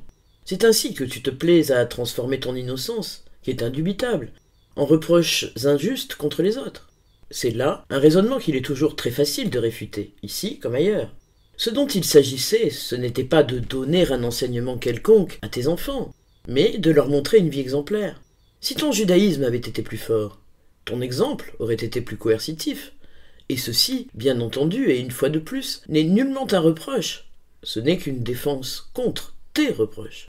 Récemment, tu as lu les souvenirs de jeunesse de Franklin. C'est vraiment à dessein que je te les ai donnés à lire. Non pas, comme tu l'as remarqué ironiquement, à cause d'un court passage concernant le régime végétarien, mais en raison des rapports de l'auteur avec son père, tels qu'ils sont décrits, et en raison des rapports de l'auteur avec son fils, tels qu'ils s'expriment d'eux-mêmes dans ses souvenirs écrits à l'intention du fils. Après coup, ma conception de ton judaïsme s'est trouvée confirmée dans une certaine mesure par ton comportement au cours de ces dernières années, quand il te parut que je m'intéressais plus qu'avant aux questions juives. Comme tu montres de l'aversion pour toutes les choses dont je m'occupe, et surtout pour ma manière de m'en occuper, tu ne manquas pas non plus d'en montrer ici. Mais sans s'arrêter à cela, on aurait pu s'attendre à ce que tu fisses une petite exception sur ce point. Car dans ce cas, c'était bien un judaïsme issu de ton judaïsme qui s'agitait pour naître, et avec lui, la possibilité de nouveaux rapports entre nous. Je ne nie pas que si tu avais montré de l'intérêt pour ces choses, elles n'eussent pu, par là même, me devenir suspectes. Je ne songe pas un instant à me prétendre meilleur que toi à cet égard. Mais je n'eus même pas à en faire la preuve. Par mon entremise, le judaïsme te devint odieux. Tu jugeas les écrits juifs illisibles, ils te dégoûtèrent. Cela pouvait signifier que tu affirmais obstinément la vérité du judaïsme, que tu m'avais montré dans mon enfance, rien n'existant au-delà. Cependant, il n'était guère concevable que tu pusses t'entêter à le dire. Ce dégoût, abstraction faite de ce qu'il n'était pas d'abord dirigé contre le judaïsme, mais contre ma personne, ce dégoût ne pouvait donc signifier que ceci. Tu reconnaissais inconsciemment la faiblesse de ton judaïsme et de mon éducation juive. Tu ne voulais à aucun prix qu'elle te fût rappelée, et à tous les souvenirs de ce genre, tu répondais par une haine ouverte. Tu exagérais d'ailleurs beaucoup, en faisant négativement tant de cas de mon judaïsme tout neuf. D'abord, il était gros de ta malédiction, et ensuite, les relations avec autrui jouaient un rôle décisif dans son évolution. Dans mon cas, c'était un rôle mortel. Tu as touché plus juste en concevant de l'aversion pour mon activité littéraire, ainsi d'ailleurs que pour tout ce qui s'y rattachait et dont tu ne savais rien. Là, je m'étais effectivement éloigné de toi, tout seul sur un bout de chemin. Encore que ce fut un peu à la manière du ver qui, le derrière écrasé par un pied, cède du devant de son corps pour se dégager et se traîner à l'écart. J'étais en quelque façon hors d'atteinte. Je recommençais à respirer. Exceptionnellement, la répugnance que tu ne manquas pas de me montrer d'emblée pour mon activité littéraire, comme pour le reste, me fut agréable. Ma vanité, mon ambition avait certes à souffrir de l'accueil devenu célèbre parmi nous que tu faisais à mes livres. Pose-le sur la table de nuit. Lorsqu'il arrivait un livre, en effet, tu jouais généralement aux cartes. Mais au fond, je m'en trouvais bien, non seulement à cause de mon attitude de revendication méchante, non seulement parce que je me réjouissais de voir ma conception de nos rapports une fois de plus confirmée, mais aussi, tout à fait spontanément, parce que cette formule me paraissait signifier à peu près « maintenant tu es libre ». Bien entendu, c'était là une illusion. Je n'étais pas, ou dans le meilleur des cas, pas encore libre. Dans mes livres, il s'agissait de toi. Je ne faisais que m'y plaindre de ce dont je ne pouvais me plaindre sur ta poitrine. C'était un adieu que je te disais. Un adieu intentionnellement traîné en longueur, mais qui, s'il m'était imposé par toi, avait lieu dans un sens déterminé par moi. Mais comme tout cela a été peu de choses, si cela vaut la peine d'en parler, c'est uniquement parce que cela s'est passé dans ma vie. Ailleurs, il n'y aurait rien à en retenir. Et aussi parce que ce qui a été pressentiment dans mon enfance, espoir plus tard, et plus tard encore bien souvent désespoir, a régné sur toute ma vie. Et, si l'on veut, une fois de plus, en empruntant ton visage, m'a dicté mes quelques petites décisions. Ainsi, le choix d'une profession. Avec les vues larges et même la patience que tu avais dans cet ordre d'idées, tu m'as laissé entièrement libre. Il est vrai qu'en cela, tu te conformais aussi au comportement général, déterminant pour toi, de la petite bourgeoisie juive à l'égard de ses fils, ou que, pour le moins, tu adoptais les jugements de valeur ayant cours dans cette classe sociale. La décision fut encore influencée en définitive par l'une de tes erreurs habituelles sur ma personne. De tout temps, en effet, ton orgueil paternel, ton ignorance de mon existence véritable et certaines déductions que tu tirais de la fragilité de ma santé t'ont amené à me croire particulièrement travailleur. Étant enfant, selon toi, je n'ai pas cessé d'étudier et, plus tard, je n'ai pas cessé d'écrire. Or, ceci est bien loin d'être exact. En exagérant beaucoup moins, on pourrait dire au contraire que je n'ai guère étudié et rien appris du tout. Il n'y a vraiment rien d'extraordinaire à ce que, avec une mémoire moyenne et une intelligence qui n'était pas des plus médiocres, il me soit resté quelques bribes de ce que j'ai appris tout au long de ces années. Quoi qu'il en soit, comparé à ma dépense de temps et d'argent au milieu d'une vie paisible, et extérieurement sans souci, comparé surtout au savoir de presque tous les gens que je connais, la somme de mes connaissances, et surtout de ce qui en fait la base, est absolument pitoyable. C'est pitoyable, mais compréhensible pour moi. Depuis que je suis en mesure de penser, l'affirmation de mon existence spirituelle m'a donné des soucis tellement graves que tout le reste m'a été indifférent. Chez nous, les lycéens juifs tombent facilement dans la bizarrerie. On trouve parmi eux les types les plus invraisemblables, mais cette indifférence qui était la mienne, cette indifférence froide, à peine déguisée, inaltérable, brutalement contente d'elle-même, qui, chez un enfant déjà suffisamment fantasque en soi, mais froidement fantasque, se condamnait elle-même à l'impuissance et allait jusqu'au ridicule, je ne l'ai plus jamais rencontrée nulle part. Il faut bien dire que, dans mon cas, elle était l'unique protection possible contre un délabrement nerveux provoqué par l'angoisse et le sentiment de culpabilité. Absorbé, je ne l'étais que par mon inquiétude au sujet de ma propre personne. Mais cette inquiétude affectait les formes les plus diverses. Par exemple, je m'inquiétais de ma santé. Cela a commencé de façon anodine. J'étais pris çà et là d'une légère crainte à propos de troubles digestifs, de la perte de quelques cheveux, d'une déviation de la colonne vertébrale, et ainsi de suite. Puis cela s'aggrava suivant d'innombrables degrés pour finir par une vraie maladie. Mais comme je n'étais sûr de rien, comme j'attendais de chaque instant une nouvelle confirmation de mon existence, comme il n'y avait rien qui fût en ma possession réelle, incontestable, exclusive et déterminée, par moi seul, sans équivoque, comme j'étais, en somme, un fils déshérité, je me pris à douter aussi de ce qui m'était le plus proche, de mon propre corps. Je poussai tout en hauteur, mais je ne sus que faire de mon corps. La charge était trop lourde, mon dos se voûta, j'osais à peine bouger, encore moins faire de la gymnastique, je restais faible, j'admirais comme une merveille ce dont je disposais encore, ma bonne digestion par exemple. C'était suffisant pour la perdre, et c'est ainsi que le chemin de l'hypocondrie se trouva libre, jusqu'au moment où, épuisé par l'effort surhumain que m'imposait ma volonté de me marier, je me mis à cracher le sang. Résultat qu'on peut sans doute attribuer pour une bonne part à mon logement du palais Schönbrunn, et que je peux mentionner dans cette lettre, puisque si j'ai tenu à avoir ce logement, c'est uniquement parce que je le croyais nécessaire à mon travail littéraire. Tout cela n'a donc pas été provoqué par un excès de travail, ainsi que tu te l'es toujours imaginé. Il y a eu des années où, en pleine santé, j'ai passé plus de temps à traîner sur le canapé que tu ne l'as jamais fait dans ta vie entière, en comptant toutes tes maladies. Quand je te quittais en courant, l'air excessivement affairé, c'était généralement pour aller me coucher dans ma chambre. La somme totale de travail que j'ai produite, tant à la maison qu'au bureau, où certes la paresse n'attire guère l'attention, et la mienne était tenue en lisière par mon caractère timoré et infime. Si tu en avais un aperçu, tu serais épouvanté. Il est probable que la paresse n'était pas dans ma nature, mais je n'avais rien à faire. Là où je vivais, j'étais rejeté, condamné, écrasé, et, quoique je fisse vraiment les efforts les plus désespérés pour trouver un refuge ailleurs, ce n'était pas là un travail. Il s'agissait d'une tâche impossible qui, à quelques petites exceptions près, n'était pas à la mesure de mes forces. C'est donc dans cet état que je fus laissé libre de choisir une profession. Mais avais-je encore l'usage d'une pareille liberté? Avais-je donc encore assez de confiance en moi pour accéder à une profession véritable? Mon appréciation de moi-même était beaucoup plus dépendante de toi que de n'importe quoi d'autre, d'un succès extérieur par exemple. Le succès n'était que le réconfort d'un instant, rien de plus. Mais de l'autre côté, ton poids m'entraînait de plus en plus lourdement. Jamais, pensais-je, je ne passerai l'examen de première classe à l'école communale. Mais je le passai, j'avais même un prix. Dans ce cas, je serais certainement refusé à l'examen d'entrée du lycée, mais j'étais reçu. Maintenant, j'étais sûr d'échouer en première du lycée. Mais je n'échouais pas et je continuais à monter de classe.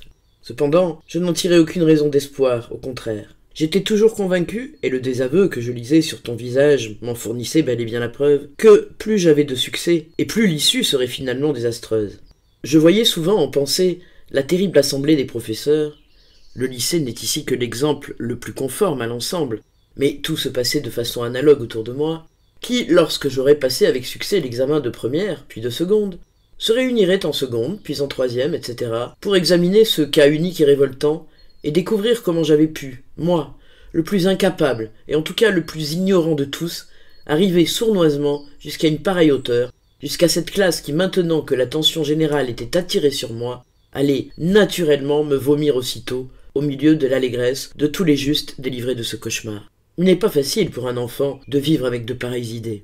Dans ces conditions, que m'importait l'enseignement? L'enseignement, et non seulement l'enseignement, mais tout ce qu'il y avait autour de moi à cet âge décisif, m'intéressait à peu près autant que les petites transactions courantes qu'il a encore à effectuer en qualité d'employé de banque peuvent intéresser un fraudeur qui est encore en place et tremble d'être découvert. Tout était si petit, si lointain à côté de l'essentiel. Cela continua jusqu'à l'examen de maturité que, cette fois, je passai vraiment en partie en fraude, puis ce fut la fin. Maintenant j'étais libre. Si, en dépit de la contrainte du lycée, je ne m'étais jamais soucié que de moi, qu'allait-ce être maintenant que j'étais libre? Il ne pouvait donc y avoir aucune liberté véritable pour moi dans le choix d'une profession.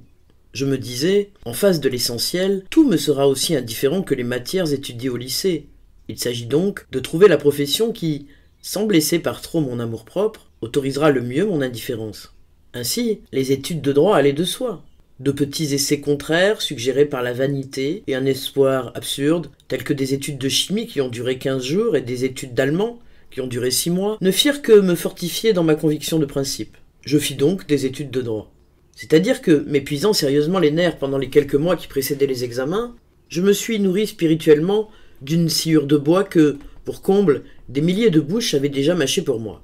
Mais en un sens, c'était justement cela qui était de mon goût, comme auparavant au lycée et plus tard au bureau, car tout cela était parfaitement conforme à ma situation. Sur ce point, en tout cas, j'ai montré une étonnante faculté de prévision. Dès l'enfance, j'ai eu des pressentiments assez clairs touchant mes études et ma profession. Je n'attendais pas le salut de ce côté-là.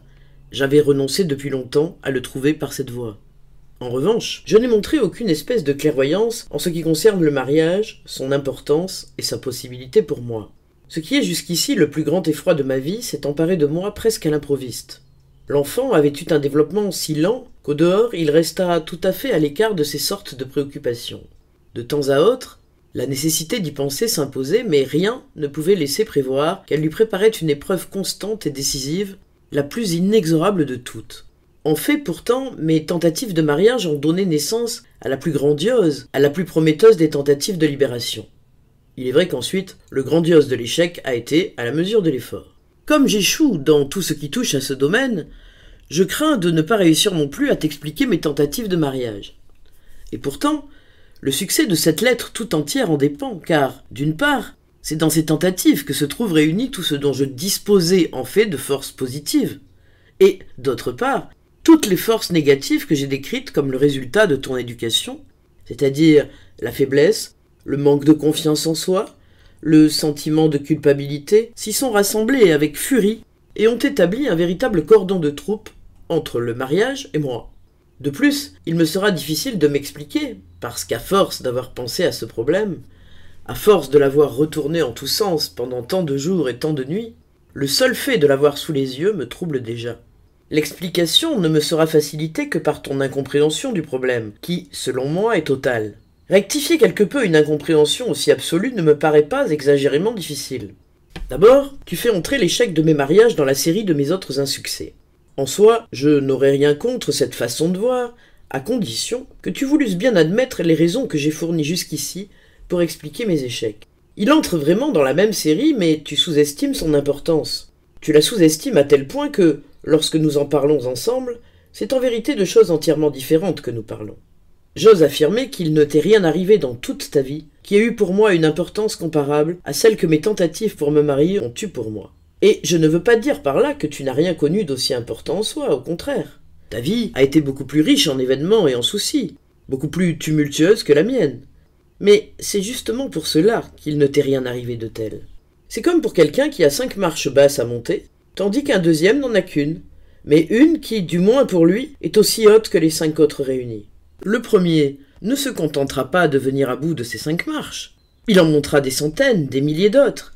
Il aura mené une vie pleine et fatigante, mais aucune des marches qu'il a gravies n'aura eu pour lui autant d'importance que n'en a pour le second cette unique marche, la plus haute, celle qu'il ne pourrait pas monter quand il y mettrait toutes ses forces, celle qu'il ne peut pas atteindre et que, bien entendu, il ne peut pas non plus dépasser. Se marier, fonder une famille, accepter tous les enfants qui naissent, les faire vivre dans ce monde incertain, et même, si possible, les guider un peu, c'est là, j'en suis persuadé, l'extrême degré de ce qu'un homme peut atteindre. Que tant de gens y parviennent si facilement en apparence n'est pas une preuve du contraire. D'abord, il n'y en a pas tellement qui y réussissent vraiment, et ensuite, ce petit nombre ne fait généralement rien, mais subit quelque chose. Il va sans dire que ce n'est pas là ce degré extrême dont je parle. Mais cela reste très grand et très respectable. D'autant plus qu'il n'est pas possible de distinguer nettement entre faire et subir. Et, en définitive, il ne s'agit même pas de ce degré extrême, il ne s'agit que de quelque approximation lointaine mais honnête. Il n'est vraiment pas nécessaire de prendre son vol pour arriver au beau milieu du soleil, mais il importe de ramper sur terre, jusqu'à ce que l'on y trouve une petite place propre où le soleil luit parfois, et où il est possible de se réchauffer un peu. Comment étais-je préparé à cela? Aussi mal que possible. Ce qui précède suffit à te le montrer. Cependant, si tant est qu'il existe pour cela une préparation directe de l'individu, et une création directe des conditions générales de départ, tu n'es pas beaucoup intervenu de l'extérieur.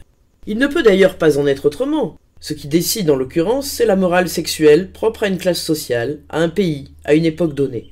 Quoi qu'il en soit, tu es intervenu là aussi, peu, certes, car une intervention de ce genre suppose une solide confiance réciproque, et nous en manquions depuis toujours au moment décisif, ce qui n'était guère heureux, parce que nos exigences étaient entièrement différentes. Ce qui m'empoigne doit nécessairement te laisser froid et inversement. Ce que tu juges innocent peut me paraître coupable et inversement. Ce qui, dans ta vie, reste sans conséquence, peut devenir le couvercle de mon cercueil. Je me rappelle un soir où j'ai fait une promenade avec toi et maman. C'était sur la Josephplatz, près de l'endroit où se trouve aujourd'hui la Landerbank. Je commençais à parler des choses intéressantes.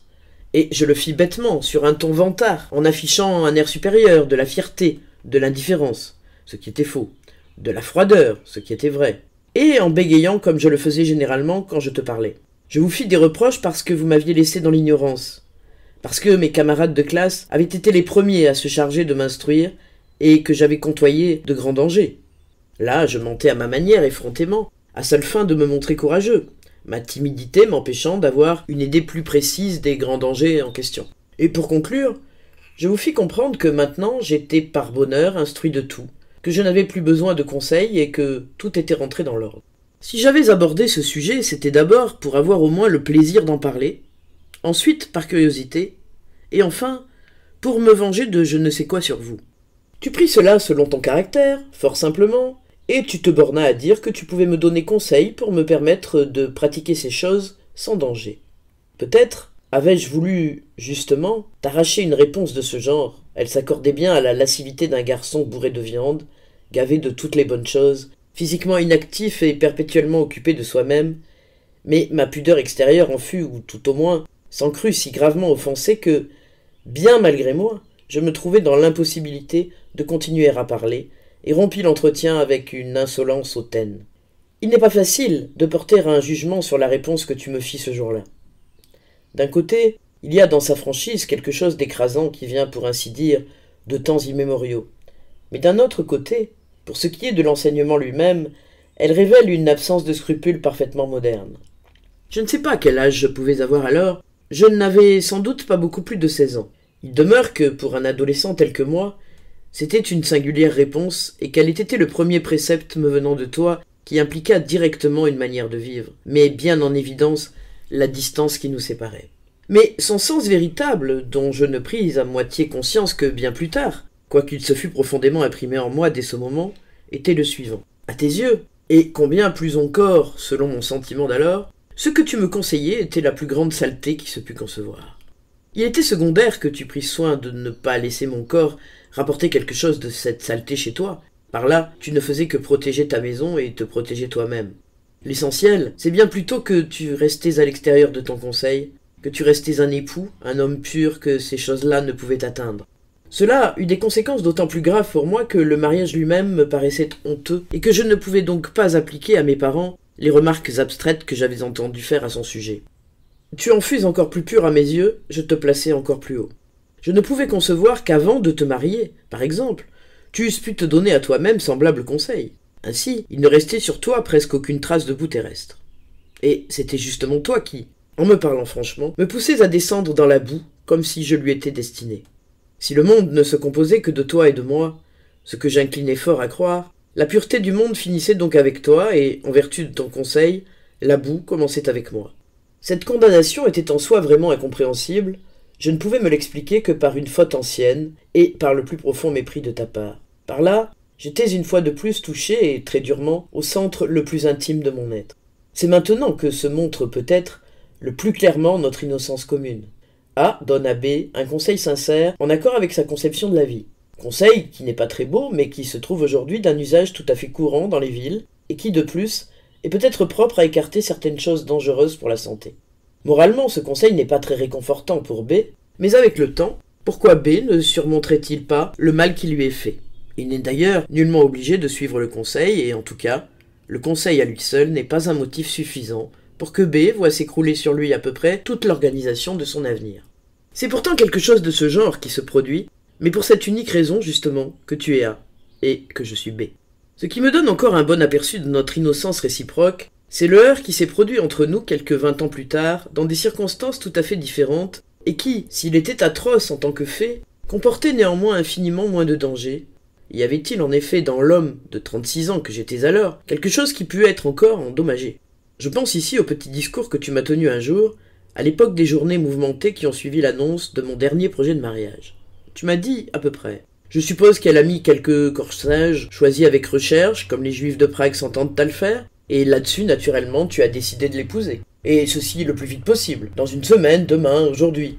Je ne te comprends pas. Tu es un homme adulte, tu vis dans une ville, et tu ne trouves pas d'autre solution que d'épouser sur le champ la première femme venue. N'y a-t-il vraiment pas d'autre possibilité? Si tu as peur de le faire toi-même, j'irai la voir avec toi.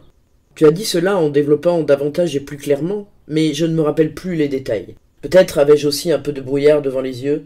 Il me semble presque que c'était maman qui m'intéressait le plus, car bien qu'elle fût entièrement d'accord avec toi, elle prit néanmoins quelque chose sur la table pour pouvoir l'emporter et quitter la pièce. Il ne t'est guère arrivé de m'humilier plus profondément par tes paroles.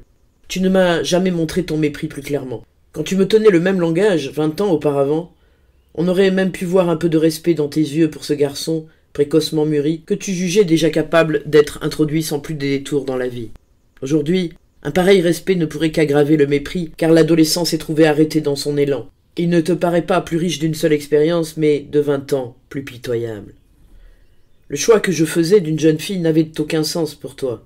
Tu avais toujours comprimé ma faculté de décision, inconsciemment, et tu croyais maintenant, inconsciemment, savoir ce qu'elle valait. Tu ignorais tout de la libération que je tentais d'accomplir par d'autres voies. Tu devais donc nécessairement ignorer le cours des idées qui m'avaient conduite à ce mariage. Il te fallait essayer de les deviner et, conformément au jugement d'ensemble que tu portais sur moi, tu devinais dans le sens le plus ignoble, le plus grossier, le plus ridicule. Et tu n'hésitais pas un seul instant à me le dire dans le langage correspondant. La honte que tu m'infligeais ainsi n'était rien pour toi en comparaison de celle que j'aurais infligée à ton nom en contractant ce mariage. Maintenant, il t'est loisible de me répondre bien des choses à cet égard, et c'est d'ailleurs ce que tu as fait.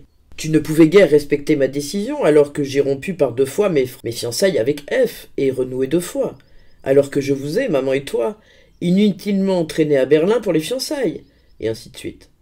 Tout cela est vrai, mais comment en suis-je arrivé là? Le principe de mes 2 projets de mariage était tout à fait correct. Fonder un foyer, me rendre indépendant, c'est même une idée qui t'est sympathique, sauf que les choses se passaient en réalité comme dans ce jeu d'enfant où l'un tient la main de l'autre, la serre même, et s'écrie en même temps « Mais va-t'en donc, pourquoi ne pars-tu pas ?»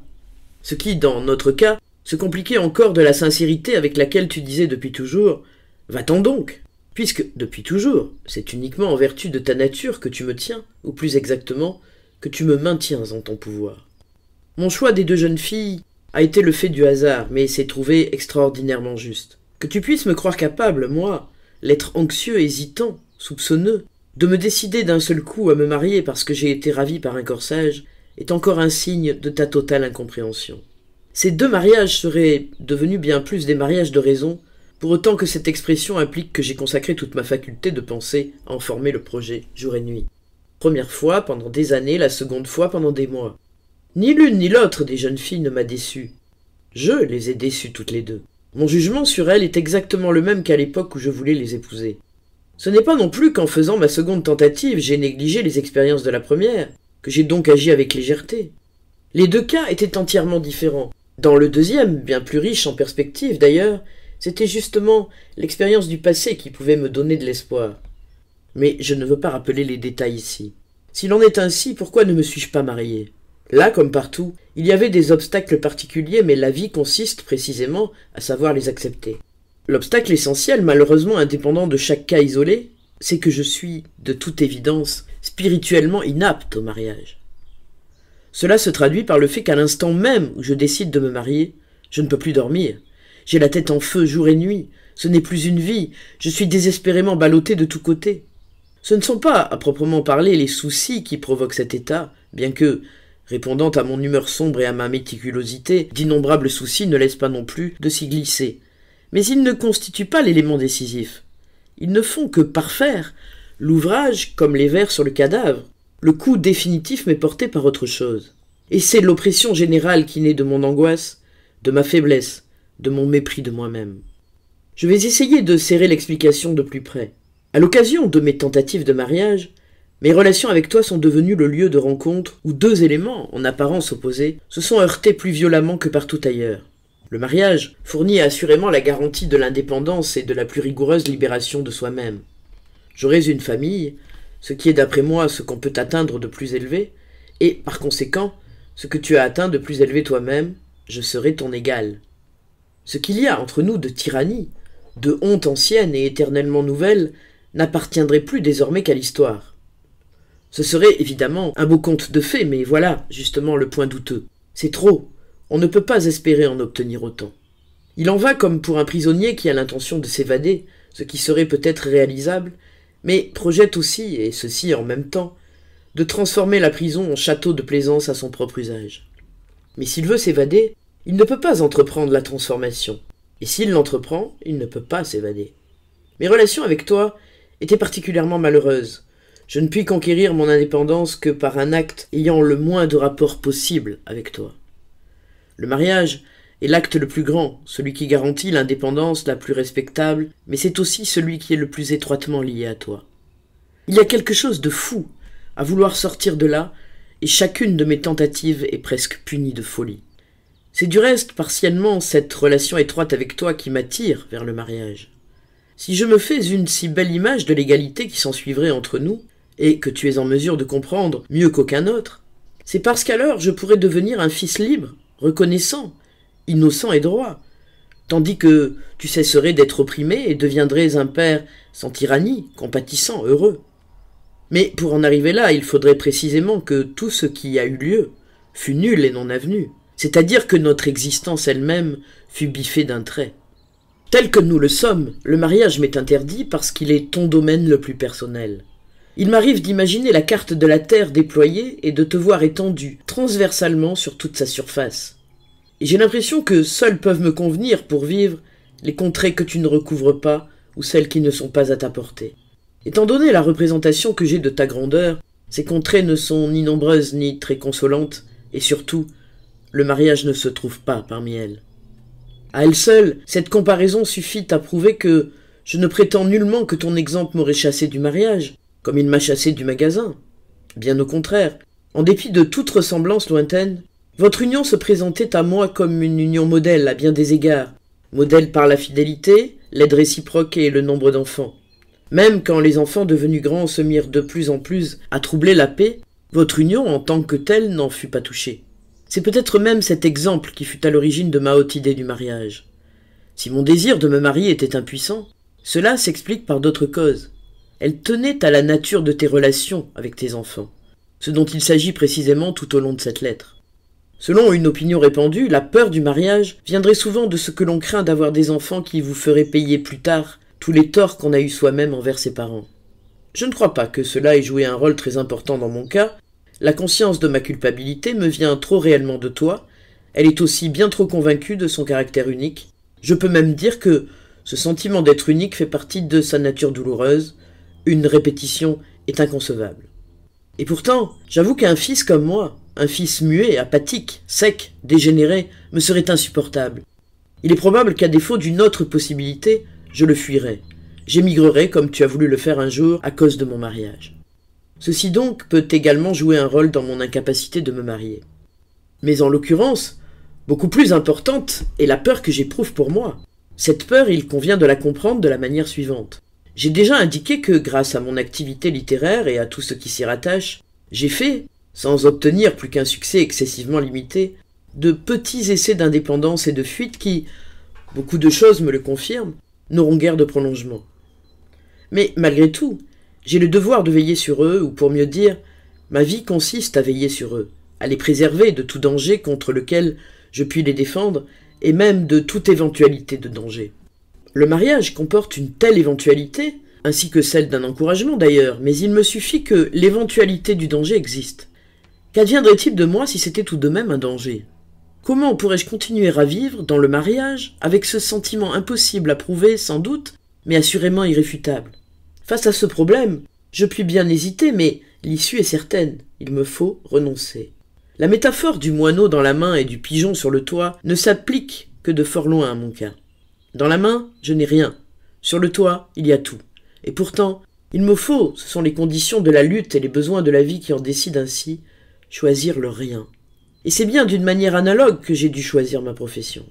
Mais l'obstacle essentiel à mon mariage, c'est la conviction, maintenant indéracinable, que pour pourvoir à la suffisance d'une famille, et combien plus encore pour en être vraiment le chef, il faut avoir toutes ces qualités que j'ai reconnues en toi, bonnes et mauvaises, prises ensemble telles qu'elles se trouvent organiquement réunies dans ta personne, c'est-à-dire de la force et du mépris pour les autres, de la santé et une certaine démesure, de l'éloquence et un caractère intraitable, de la confiance en soi et de l'insatisfaction à l'égard de tout ce qui n'est pas soi, un sentiment de supériorité sur le monde et de la tyrannie, une connaissance des hommes et de la méfiance à l'endroit de la plupart d'entre eux, à quoi s'ajoutent des qualités entièrement positives, telles que l'assiduité, l'endurance, la présence d'esprit, l'ignorance de la peur. Par comparaison, je n'avais presque rien, ou que fort peu de tout cela. Et c'est avec ce peu que j'aurais osé me marier, moi, alors que je te voyais, toi, lutter durement dans le mariage et même faire faillite en ce qui concernait tes enfants. Cette question, il va sans dire que je ne me la posais pas plus expressément que je n'y répondais. Si je l'avais fait, le sens commun aurait pris la chose à son compte et m'aurait montré des hommes qui, pour différents de toi qu'ils fussent, se sont pourtant mariés. L'oncle Richard, pour n'en citer qu'un dans ton entourage. Et dont le moins qu'on puisse dire, c'est que le mariage ne les a pas écrasés, ce qui est déjà beaucoup et m'aurait amplement suffi. Mais cette question, justement, je ne la posais pas, je l'avais vécue dès mon enfance. Je n'avais pas attendu le mariage pour me mettre à l'épreuve. Je l'avais faite à propos de n'importe quelle bagatelle. Mais à l'occasion de chaque bagatelle, tu m'as persuadé de mon incapacité, de la manière que j'ai essayé de décrire par ton exemple et ton éducation, et ce qui était vrai et te donnait raison, lorsqu'il s'agissait d'une bagatelle, devait bien entendu être monstrueusement vrai quand il s'agissait de la chose la plus grave de mon mariage. Jusqu'au moment où j'ai tenté de me marier, j'ai vécu comme un homme d'affaires qui vit au jour le jour, qui est certes accablé de soucis et de sombres pressentiments, mais ne tient pas pour autant une comptabilité rigoureuse.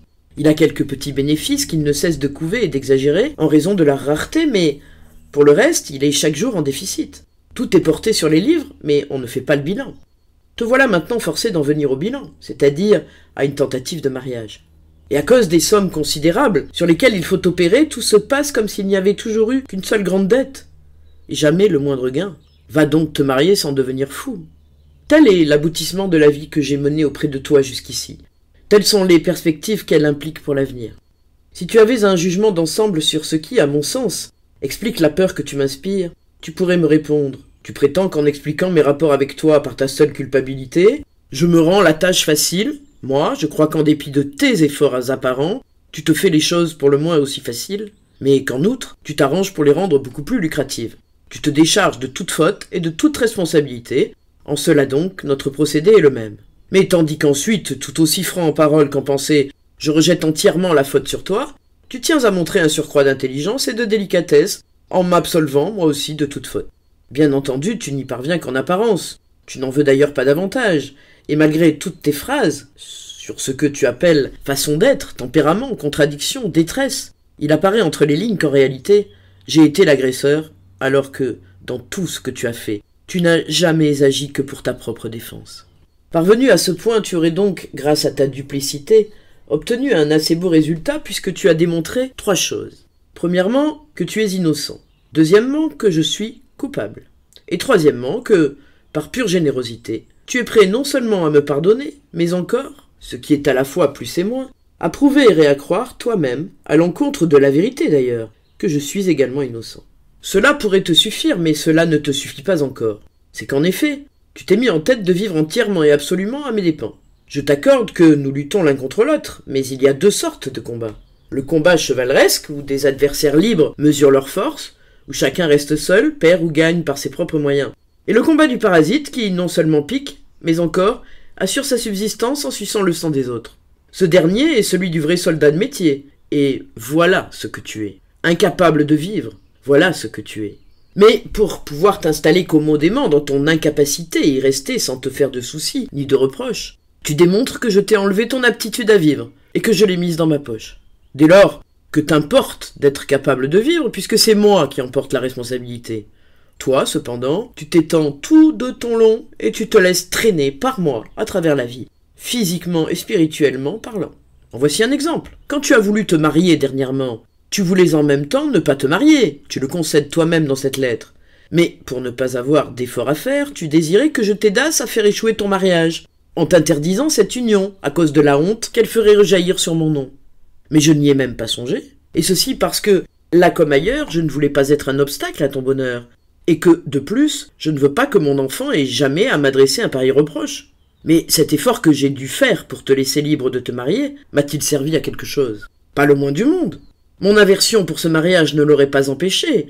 Au contraire, elle n'aurait pu que t'inciter davantage à épouser la jeune fille, car en te mariant, tu aurais mené à bien ce que tu appelles ton essai de fuite. Et le fait que je t'ai permis ce mariage ne m'a pas épargné tes reproches, puisque tu fais la preuve que je suis de toute façon responsable de ton échec. Mais au fond, sur ce point comme sur les autres, tu ne m'as prouvé que ceci. Tous mes reproches étaient fondés. Il en manquait même un qui l'était particulièrement, celui de fausseté, de basse complaisance, de parasitisme. Ou je me trompe fort, ou tu utilises encore cette lettre comme telle pour vivre en parasite sur moi.